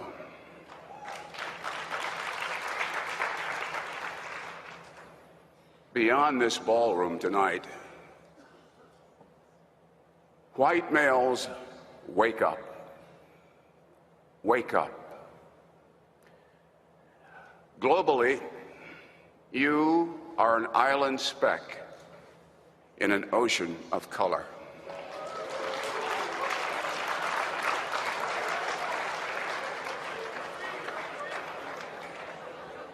The reins of power will weaken, and so will your grip, if you do not faithfully and fulsomely support our nation's greatest strength, diversity.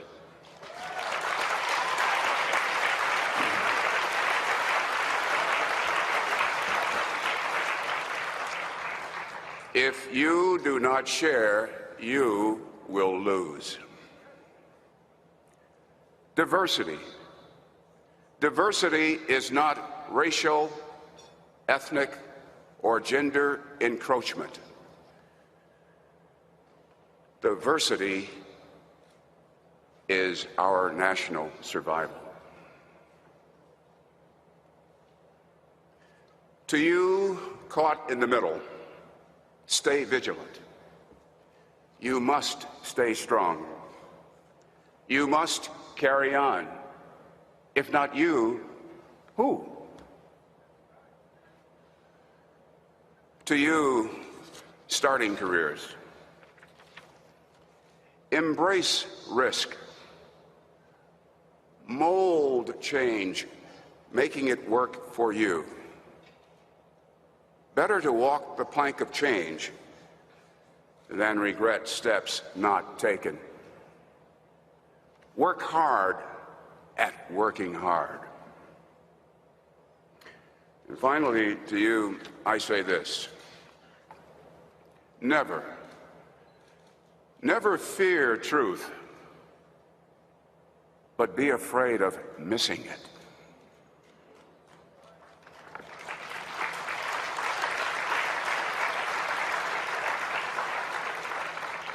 Your goals, your talent, your ethics have lifelong value and are superior to an Emmy, a Peabody, or a Pulitzer won along the way.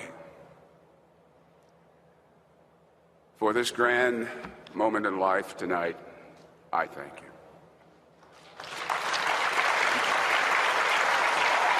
Thank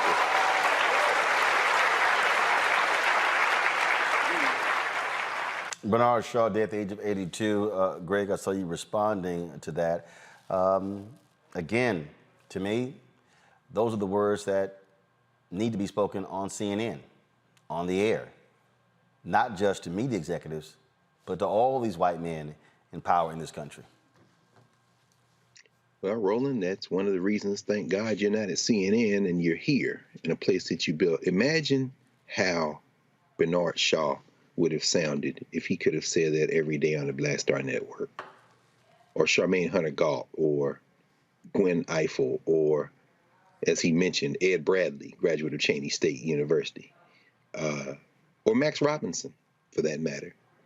At that same ABC that Bernie Shaw started at as a young reporter in the 60s after having come out of the Marines, of course, the great Chicagoan Bernard Shaw, who interviewed Martin Luther King, who covered Watergate, who, as you say, become the first chief anchor at CNN, but then did it in a way, and as he's talked about in interview after interview, did it in a way that radiated coolness. And of course, on CNN, they're going to have him talking about Baghdad. Of course, they're going to talk about the Iraq War and how he was cool there. But that's who. Yeah, they ain't going to play that speech. Oh, no, hell no. Of course not. Again, this is the only place. And I guess what I'm saying is I'm sitting there listening, brother, and thinking about that elder and his dignity. And we think about so many of our elders, women and men, and their dignity, giving these pronouncements, these kind of valedictories, these kind of passing it on. We realize when people say, and they'll say it, of course, all the black folk, all the black talking heads in these places will say, we stand on their shoulders. But do you? See, when we look at you, brother, we see someone who truly stands on the shoulder because, as he said, my dream wasn't to be the black at CNN who had to stay cool the whole time, which means at some point early in the 2000s, he retires and said, I'm going to spend this time with my family. It means not having to make that choice because you control the platform. There will never be. We've passed the peak of network news, as you remind us all the time, cable-based news, as you remind us all the time. It is now the streaming universe, and you saw ahead, which means finally that to stand on the shoulders of a Bernard Shaw, to stand on the shoulders of an Ed Bradley or Gwen Ifill or Max Robinson or Charmaine Hunter Galt and so many others, to stand on their shoulders means literally to say, we are going to build, because of their sacrifice and enabled by their sacrifice, we're going to build the platform they would have loved to have worked at the whole time. And ironically, that platform looks a whole lot more than the platform of the shoulders on which they stood, the Mal Goods and the Robert Abbotts, as you remind us, and all of the folks from the Defender and all the folks from the Courier. It looks a lot more like that independent black media that preceded them than it does being their followers in these white spaces who have to sit there and bite their lips until they can't stand it no more. And like Don Lemon turning from a courtier to power to the #1 critic because you just can't take it no more. Well, Don, you could always come to the Black Star Network, brother. But, Bernie Shaw's dream wasn't for you to follow him at CNN. Bernie Shaw's dream looks a whole lot more like Roland Martin than it does Don Lemon. The lesson learned, Queen Elizabeth 96, Bernard Shaw 82, David Arnold 54. The reality, and real quick, Reese and Erica, before I go to my next guest out of South Carolina, no one knows the day, the hour, the minute, the second. So you've got to live every single moment to the fullest. As Ambassador Andrew Young always says, when he wakes up, he says, guess God ain't done with me yet. Yeah, and I mean, I used to see David Arnold all the time at the Laugh Factory at Chocolate Sundays. I saw him out with his family once at lunch, and he was just such a great spirit. He wasn't one of those comedians that every other word was bitch this, motherfucker this, not that I have a problem with that, but he was just a really good stand-up guy who was really, really funny. So I just want to, speak on him for a second because I've seen him so much over the years, and this is really a true tragic loss. Erica. Well, just I would encourage everyone to listen to that NPR interview. It's 11 minutes if you listen, or if you want to read at your leisure. But something that Mr. Shaw said throughout, and an abundance of condolences to the Arnold family and to the Shaw family, and to those people who were, you broke the news about what happened in Uvalde. What Mr. Shaw said in that NPR interview, and he kept saying, and talking about success, and he said that it will cost you. It will cost you physically, it will cost you mentally, and I hope and pray that folks survive. So I think that hearing those words from somebody who was so able to reflect in such a meaningful way about what it means to trade in family for success, or to really try to balance that it definitely will cost you. So again, condolences to some wonderful people that we've lost here recently. Indeed. Got to go to a break, folks. When we come back, we will talk with a South Carolina state legislature who let her colleagues know, y'all keep acting a fool. Keep acting a fool. You gonna deal with this. Wait till we show you what she had to say and talk to her. You're watching Roland Martin Unfiltered right here on the Black Star Network.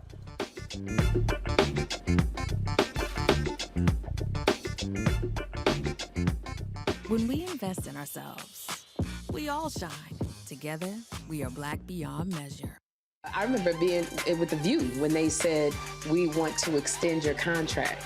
And I knew God said, it's time to move. It's time to go. And everybody was saying, Sherry, you got a great job. You're making all of this money. And I said, no, it's time. And they said, you ain't gonna be able to, you've been away from Hollywood. And I said, it's time to go. And when I didn't, that's when I realized I was about to go through this divorce, and it was gonna be expensive, it was gonna be a lot. And I said, I'm gonna stay. I said, I'm gonna stay for a couple of years. So you make this money. See, go ahead. I'm gonna make this money, and then I'll get out lower. So I'm gonna do a compromise. I'm gonna do what you say, but I'm gonna do it on my thing. And he went, really? He went really. And you know when he went really? They said that we were heavy in contract negotiations. And they came, my manager called, she said, they're not gonna renew your contract. And I went, hey, so wait, what? So what? Just yesterday, they was offering me more money. She said they just decided not to renew your contract. And I remember sitting in front of the mirror at The View, and I went, what happened? And it was very clear. God said, I told you it was time to go.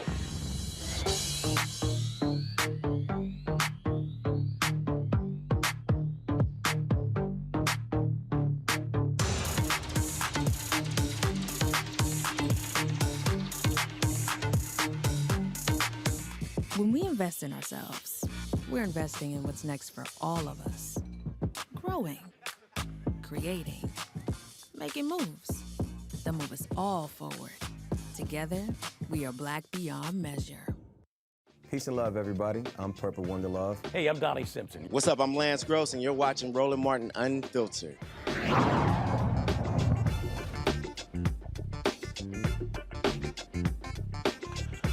Montgomery County, Maryland parent agrees to a $275,000 settlement with the county over her young child's detainment by police after he walked away from school 2 years ago. Shanta Grant's child left East Silver Spring Elementary School on January 14, 2020. Police officers Dion Holliday and Kevin Crispin found the boy, who was 5 at the time, about 2/10 of a mile away from the school.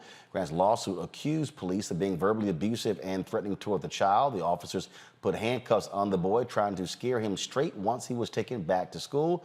Montgomery County's Self-Insurance Fund and the Board of Education paid out the settlement.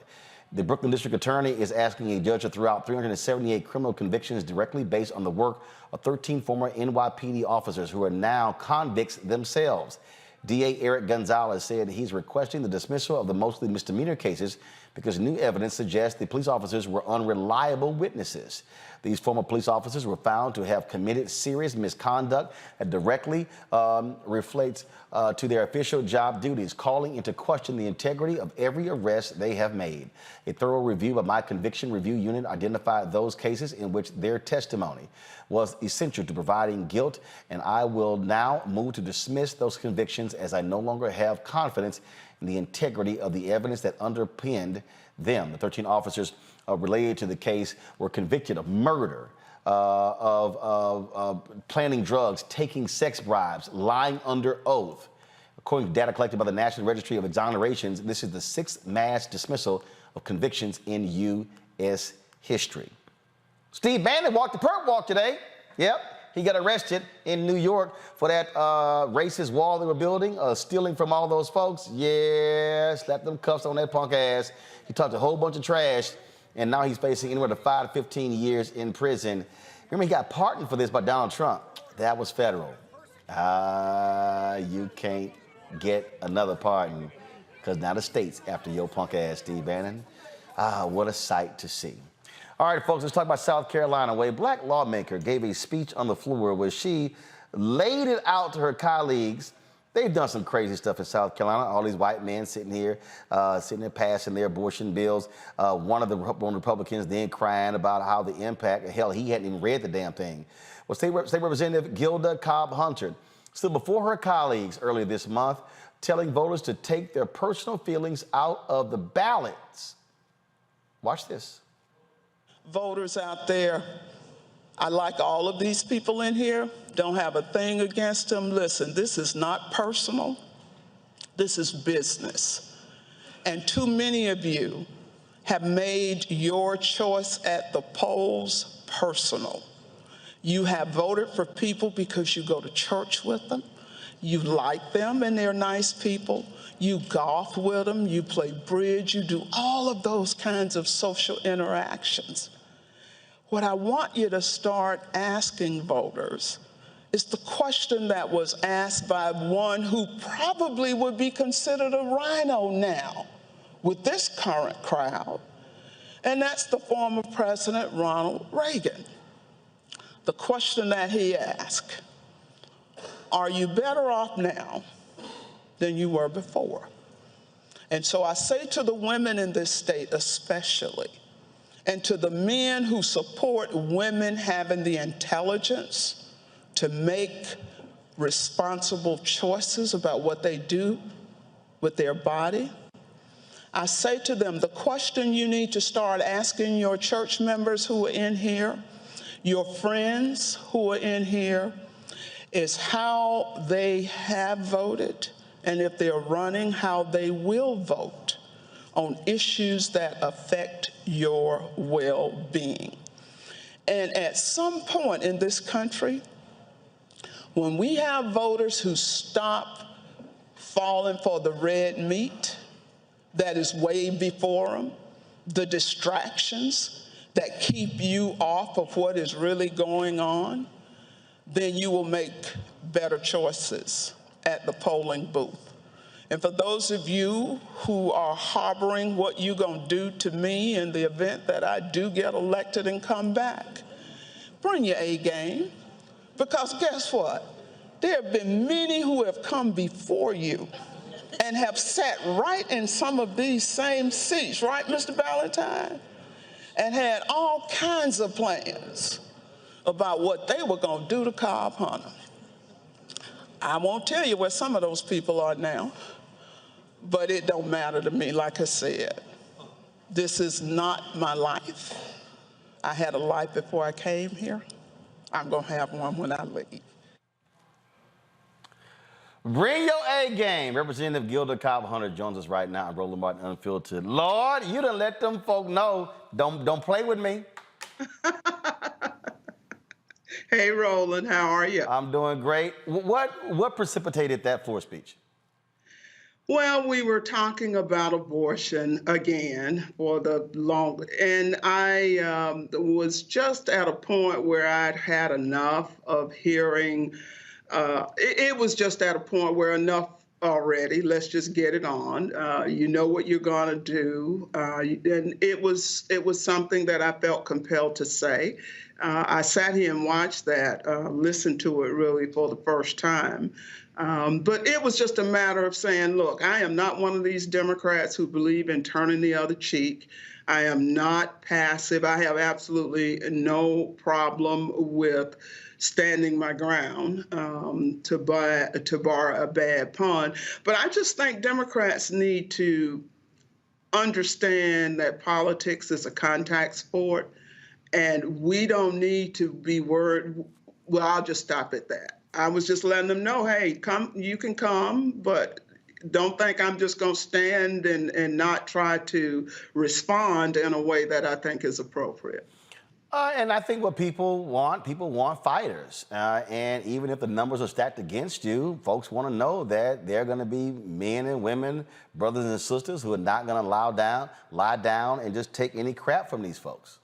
Yeah, I would agree with that. A lot of people have said to me over the years that I've had the pleasure of serving in the South Carolina House, is that they don't always agree with me and my positions, but one thing they always appreciate is that I will stand, even if I'm standing alone. That's something that I was taught, and it's something that has always it has always worked for me. I just believe in being direct, tell you what it is, and you have an opportunity to agree or disagree. We aren't going to fall out about it. We'll agree to disagree agreeably. But I don't think Democrats fully appreciate how much people in this country appreciate elected officials who will stand for what they believe is the right thing. And y'all, aren't y'all have had to deal with some straight craziness in the South Carolina legislature. Yeah, I would say that's a nice way to put it, Roland. Well, it was interesting. I was at this event, and Nikki Haley was, talking about the work that she did bringing that Confederate flag down. I'm sitting in the room, I'm mad as hell, pissed off. And I had someone black say, well, no, we got to give her credit. I said, no. I said, it took 9 black folk being gunned down for that to happen. And I said, I don't care how even after that it was still difficult. She talked about how it was still hard and how we came together. No, I ain't handing out free credit cards to folk. It took 9 black people, including a member of that body, being gunned down for that flag to come down. Ain't nobody getting credit. You're absolutely right, Roland. And those 9, the whole bit about it is even with 9 murders, there still was much work to do to get the flag off of that dome. The real story of the Confederate flag and how it came down has really not been told. There are a lot of people who have claimed credit for bringing it down. There are a lot of people who've gotten contracts and become big names and all of that kind of thing based on those 9 people being murdered in Charleston. But the reality is that even with that, it took a lot of work. And I don't know if you or some of your audience may recall and may have been focused on the debate that lasted into the wee hours of the morning when we decided to take that flag down. It was a struggle. For those people who know former Governor Haley, they know that she has absolutely no trouble claiming credit for things. Absolutely, no doubt. Questions for my panel. I will start with someone who, from a state closest to you, that's Georgia. Erica, go right ahead. Representative, it's so good to be on with you today. Thank you for all the tireless work that you've done in the state of South Carolina.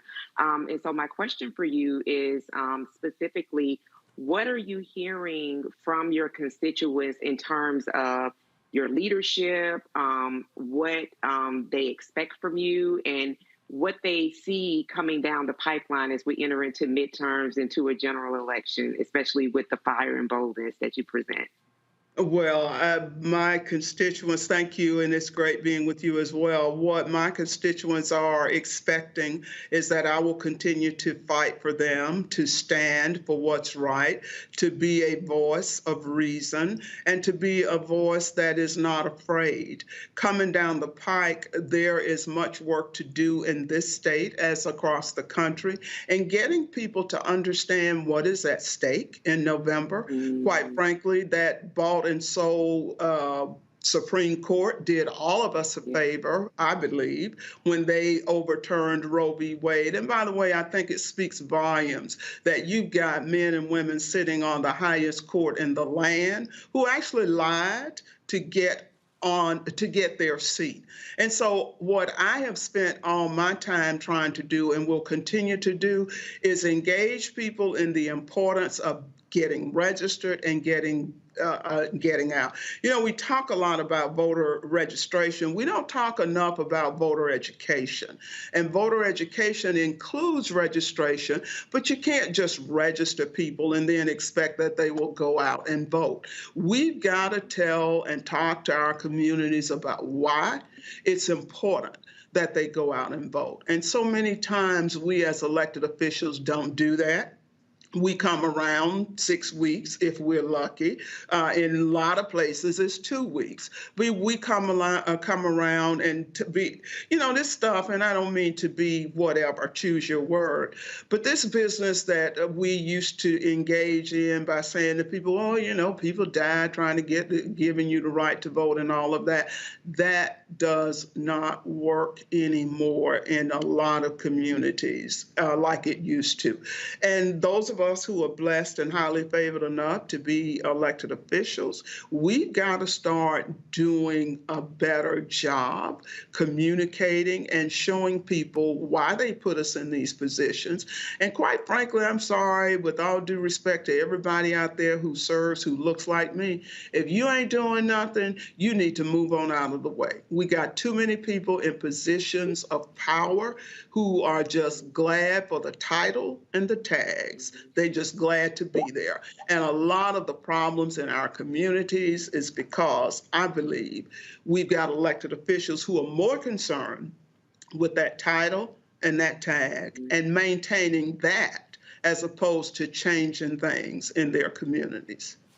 Reese. Thank you. Thank you, Representative, for your leadership. I'm curious, do you see the needle moving at all with the attempt at a total abortion ban in your state? I know you talked about the need to reach out to voters and move beyond just the rhetoric around the importance of voting.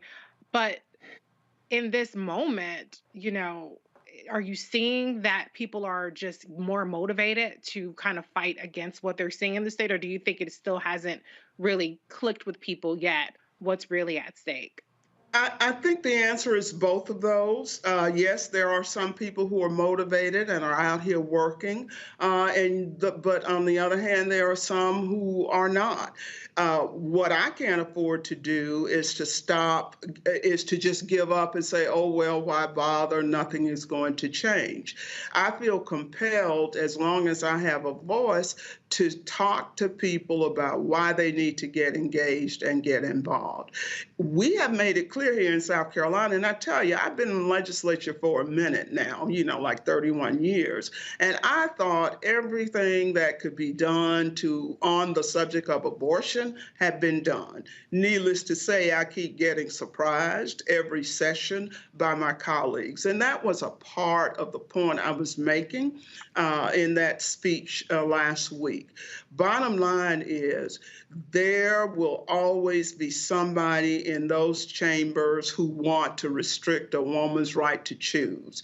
We sent a bill over last week from the House to the Senate that had a couple of exceptions. They weren't very great. Even though one was rape, you had to report it to the police and call the sheriff and all that crap before the exception was there. What they've done in the Senate with that House bill, as I understand, is make it even worse. So the point I want people to understand is, don't you dare believe for a minute that things can't get worse. Don't you dare believe for a minute that in most of these General Assemblies, especially in the South, that they are going to stop with limiting a woman's right to choose. Please understand, and they said this on the floor of the South Carolina House, they ain't finished yet. Just like Clarence Thomas conveniently omitted Loving v. Virginia when he talked about what needed to be revisited. That was not one of them. But the fact that he is interested, and the majority of the court, in spite of what Chief Justice Roberts is saying, seems to be interested in revisiting this idea of same-sex marriage, of all the gains that have been made over the last few decades. They they aren't satisfied with just overturning Roe. It appears to me that they want to overturn every right that was ever granted. The South Carolina General Assembly is no exception. I think they are the example of the rule. And we just got to understand what's at stake. A lot of people say, well, it's abortion. I don't want to worry about that. But, you know, I will just remind people of that phrase. You know, first they came for the Christians. I wasn't a Christian and I didn't speak up because I wasn't. Then they came for the Jews, the Catholics, blah, blah, blah. At the very end, they came for me, and there was nobody left to speak up. So we got to use our voice. Greg Carr. Thank you, Roland. Thank you so much. And Representative Gilda Cobb Hunter, I want to tell you how much of a pleasure it is for me to hear this conversation and to be able to speak with you just for a couple of minutes, because I watched Riveted all night. That night in 2015. I make my students at Howard watch that debate that y'all had. I read when you said you had that little U.S. flag on your desk so you never had to look up at that damn Confederate battle flag and pledge allegiance in that legislature, sister. So I want to thank you on behalf of everyone. I still watch you all, and I couldn't turn away that night on C-SPAN watching y'all have that battle. And so my question is really about South Carolina. You know, you're there from Orangeburg. A lot of friends on faculty at Claflin and South Carolina State. And I'm glad South Carolina State beat Jackson State in Atlanta. And I'm sorry what happened to your Rattlers as a Tennessee State Tiger. I'm sorry what Jackson State did to the Rattlers, but you struck again in that legislature to borrow from Florida A&M. You know, Fred Humphreys was my president of Tennessee State too. I want to ask you very specifically about the power, what South Carolina means to this U.S. experiment. I'm thinking about a speech Dr. Du Bois gave, W. Du Bois, in Columbia, actually, at Benedict. It's called Behold the Land in 1926. He said, the future of the United States lies in the South. And when I think of the future of the United States South, I think about South Carolina, the great victories y'all won in Reconstruction. The Lerone Bennett's book, Black Power USA, talks about that. What are the possibilities in South Carolina if we can just get together and get organized? Could you talk a little bit about that? And again, thank you. Much respect. Sure, and I gotta say now, I still bleed orange and green. I love my Rattlers. I don't know who that team was that showed up in Miami. It was not the team that showed up in Chapel Hill the week before. But one thing, Doctor, you know about Rattlers, we don't care win, lose, or draw. We are gonna talk and we're gonna support our Rattlers. So I need to say that up front. I'm still diehard, bleed orange and green. In terms of South Carolina, and I'm not a native, I'm a native Floridian, but have lived here for a very long time. One of the things that I can appreciate about this state, and know that you know that because I know who you are and I'm familiar with your work, is that South Carolina, quite frankly, a lot of people know this state because the whole slave trade and all of that, the secession, the war, all that kind of good stuff. But what a lot of people don't know is that South Carolina at one point was a majority Black state. The legislature that I now serve in was filled with people of color, Black people after Reconstruction. And the public school system that we have here in South Carolina was developed, introduced, initiated by that Black Reconstruction General Assembly. And so there are gains that we still have today as a result of Black legislators who served. The potential here is great. Our numbers, the population, we used to be about 30% of the population. Unfortunately, thanks to an undercount in the census and a bunch of other things, the population officially, Black population, has dropped below 30%. That notwithstanding, we still have people in positions in this state who are doing good things. I don't think our electoral advantage or our electoral potential is what it needs to be, but that same thing can be said in other states because of gerrymandering, redistricting, and all of that. We've got opportunities here in South Carolina to make a change, but we have to understand all politics is local. And the problem that I think we have not dealt with sufficiently so that we can maximize our political power and influence is recognize that the bench building that the Republicans have done for years now is something we need to get back to. We need to understand the importance in a red state like South Carolina of blue dots, of bastions where Democrats are in control and in power. And that has happened at the local level in some of our urban areas, or at least what goes for urban here in South Carolina. In some of our smaller rural communities, you've got Black people, you've got Democrats who are in control and in charge. The one thing that would be great is if we could figure out how to get Black folk who are in positions of power to know what that means. And my point is this: we've got so many people who don't know the difference between position and power. You can have power and no position. You can have position and no power. And what I believe we need to spend more time talking about is how do you use power to help the people you care about.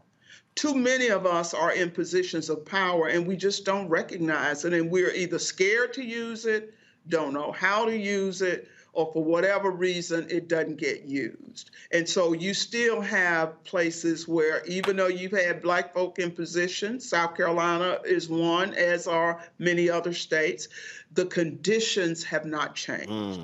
And so that suggests to me, okay, y'all got these jobs, y'all in these positions, but what do you got to show for it? And if you've been in a position for X number of years and there is no significant or appreciable, shall we say, difference in the people you represent, then there's something wrong with that picture. All right, then. Representative Gilda Cobbs-Hunter, always glad to have you. Good to see you. Keep giving them hell, and I can guarantee you we'll do it right here. Thank you, Roland. You stay safe. I appreciate it. Thank you so very much. Same for you. Folks, it's so much news happening. We're going to end the show with this breaking news out of Michigan. The Michigan State Supreme Court has ordered the abortion and voting rights bills to be put on the ballot on November 8th. Remember, the Republicans had deadlocked trying to keep this out. The Michigan Supreme Court ruled that to enshrine abortion rights in the state constitution will go on the ballot in November. And the voting rights proposals, one of them includes mandating at least 9 days of early voting in Michigan. Those initiatives will go on the ballot this November. Republicans were doing all they could to stop this. It failed because the Supreme Court has now ruled. This right here is what we have consistently said. Again, Reese, Erica, and Greg, why you got to vote on the local level, city level, county level, state level, federal level, because by having a Supreme Court with this ruling, now Republicans who are trying to screw folks over by deadlocking those election boards and canvassers board, now they got to bow by the state constitution. That's right. If it passes.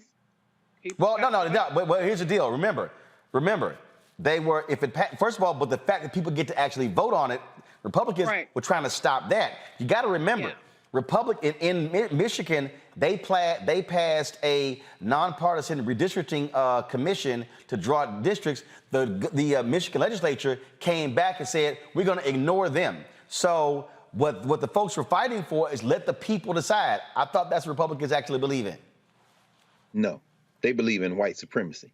And they don't have it, as Erica said. They got white nationalism. But just to reiterate what we just heard Gilda Cobb-Hunter talk about, the blue dots in this red field. There aren't red states and blue states.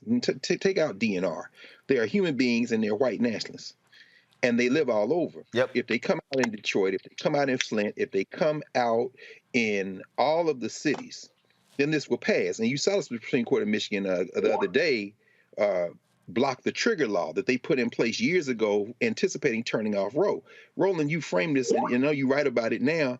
You know, the Federalist Society, they're playing a long game. But what we heard Cobb Hunter talk about is really the game we have to play. She talked about building the bench, developing that leadership that will then run for elective office in addition to community organizing. You know, all that works together. Michigan is not Louisiana or Texas or Mississippi. While those states have incredible potential to get people organized and to move forward, Michigan will not wait for them. The United States of America is not a nation. It is many different places, and there's a real fight going on. This is heartening because the rule of law, as I said before, we're going to have a rule of law. Michigan is demonstrating what it can look like if people will get out and push. Neighboring Wisconsin, those white nationalists have hijacked their Supreme Court and the federal and state legislature. It's going to be more difficult with them, particularly with federal fire. But again, just going back to what Representative Cobb Hunter said, don't give up because you're in a state that when you turn on commercial news, entertainment, media, they've painted it red. Because if your street, your neighborhood, your community doesn't look like that, you can stitch together with other people and do something about it. And this is just a great example of how what not giving up can bring you to the edge of. Now, as Reese said, they got to vote, they got to pass it. I mean, you got to get this ball over the finish line. Don't just focus on federal politics. You got to focus on state, Reese.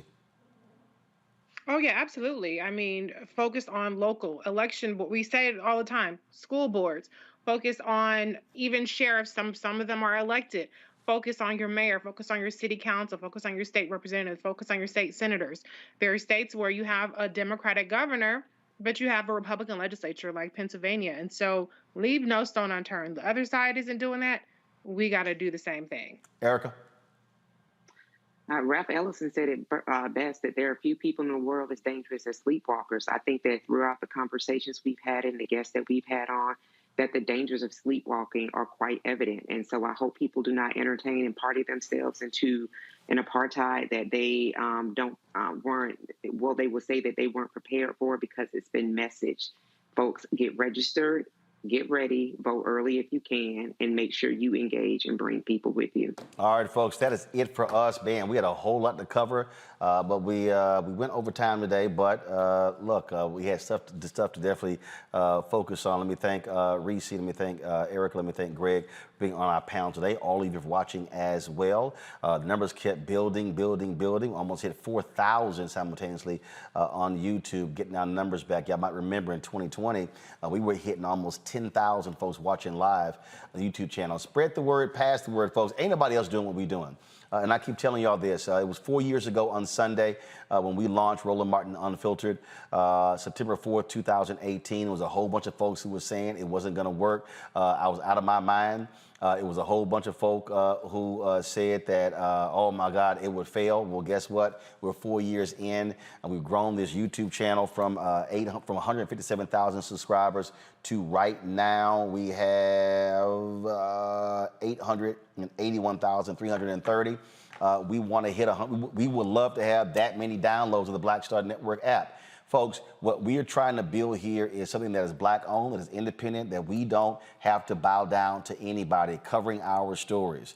You know, and when we have voices able to come on and share their perspectives, you know, I remember when people told me, man, you put Reese on? She cussed too much. I was like, y'all tripping. But again, it's perspective.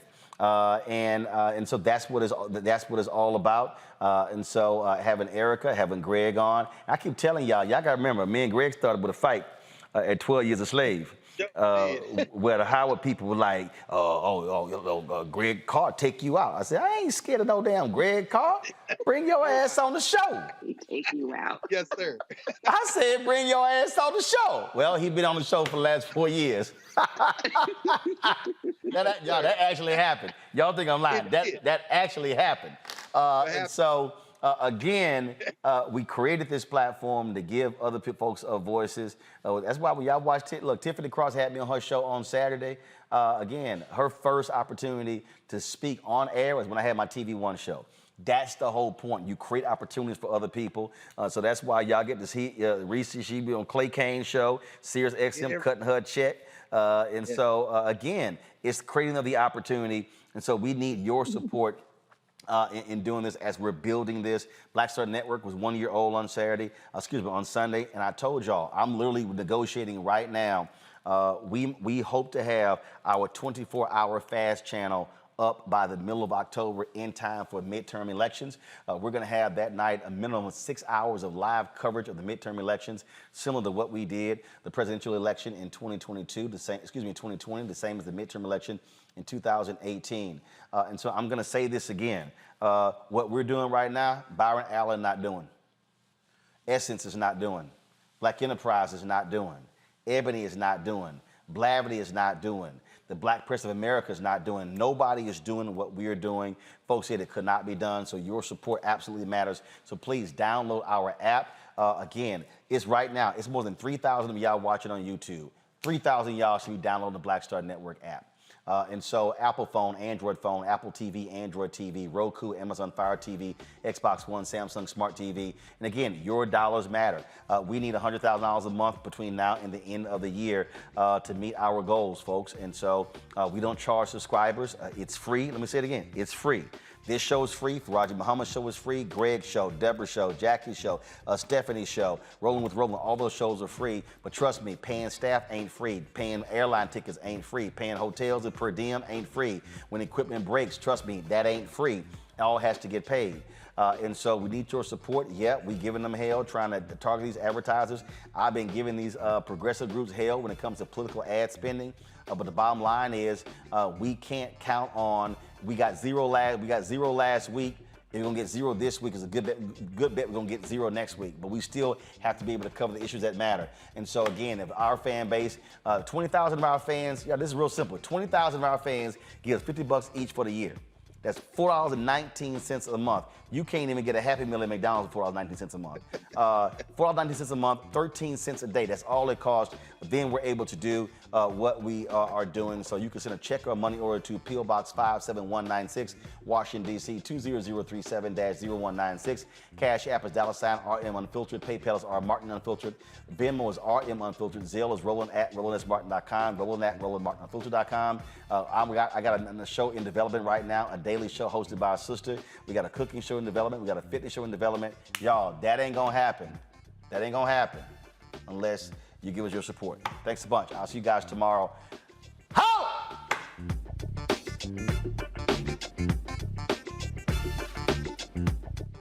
And what happens in Black culture.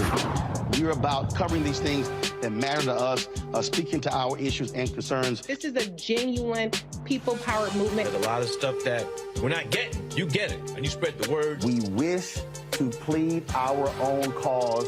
Too long have others spoken for us. We cannot tell our own story if we can't pay for it. This is about covering us. Invest in Black-owned media. Your dollars matter. We don't have to keep asking them to cover our stuff. So please support us in what we do, folks. We want to hit 2,000 people, $50 this month, raise $100,000. We're behind 100,000, so we want to hit that. Y'all money makes this possible. Check some money orders. Go to P.O. Box 57196, Washington, D.C. 20037-0196. The Cash App is $RM Unfiltered. PayPal is R Martin Unfiltered. Venmo is RM Unfiltered. Zelle is Roland@RolandSMartin.com. When we invest in ourselves, our glow, our vision, our vibe, we all shine. Together, we are Black beyond measure. When we invest in ourselves, we all shine. Together, we are Black beyond measure.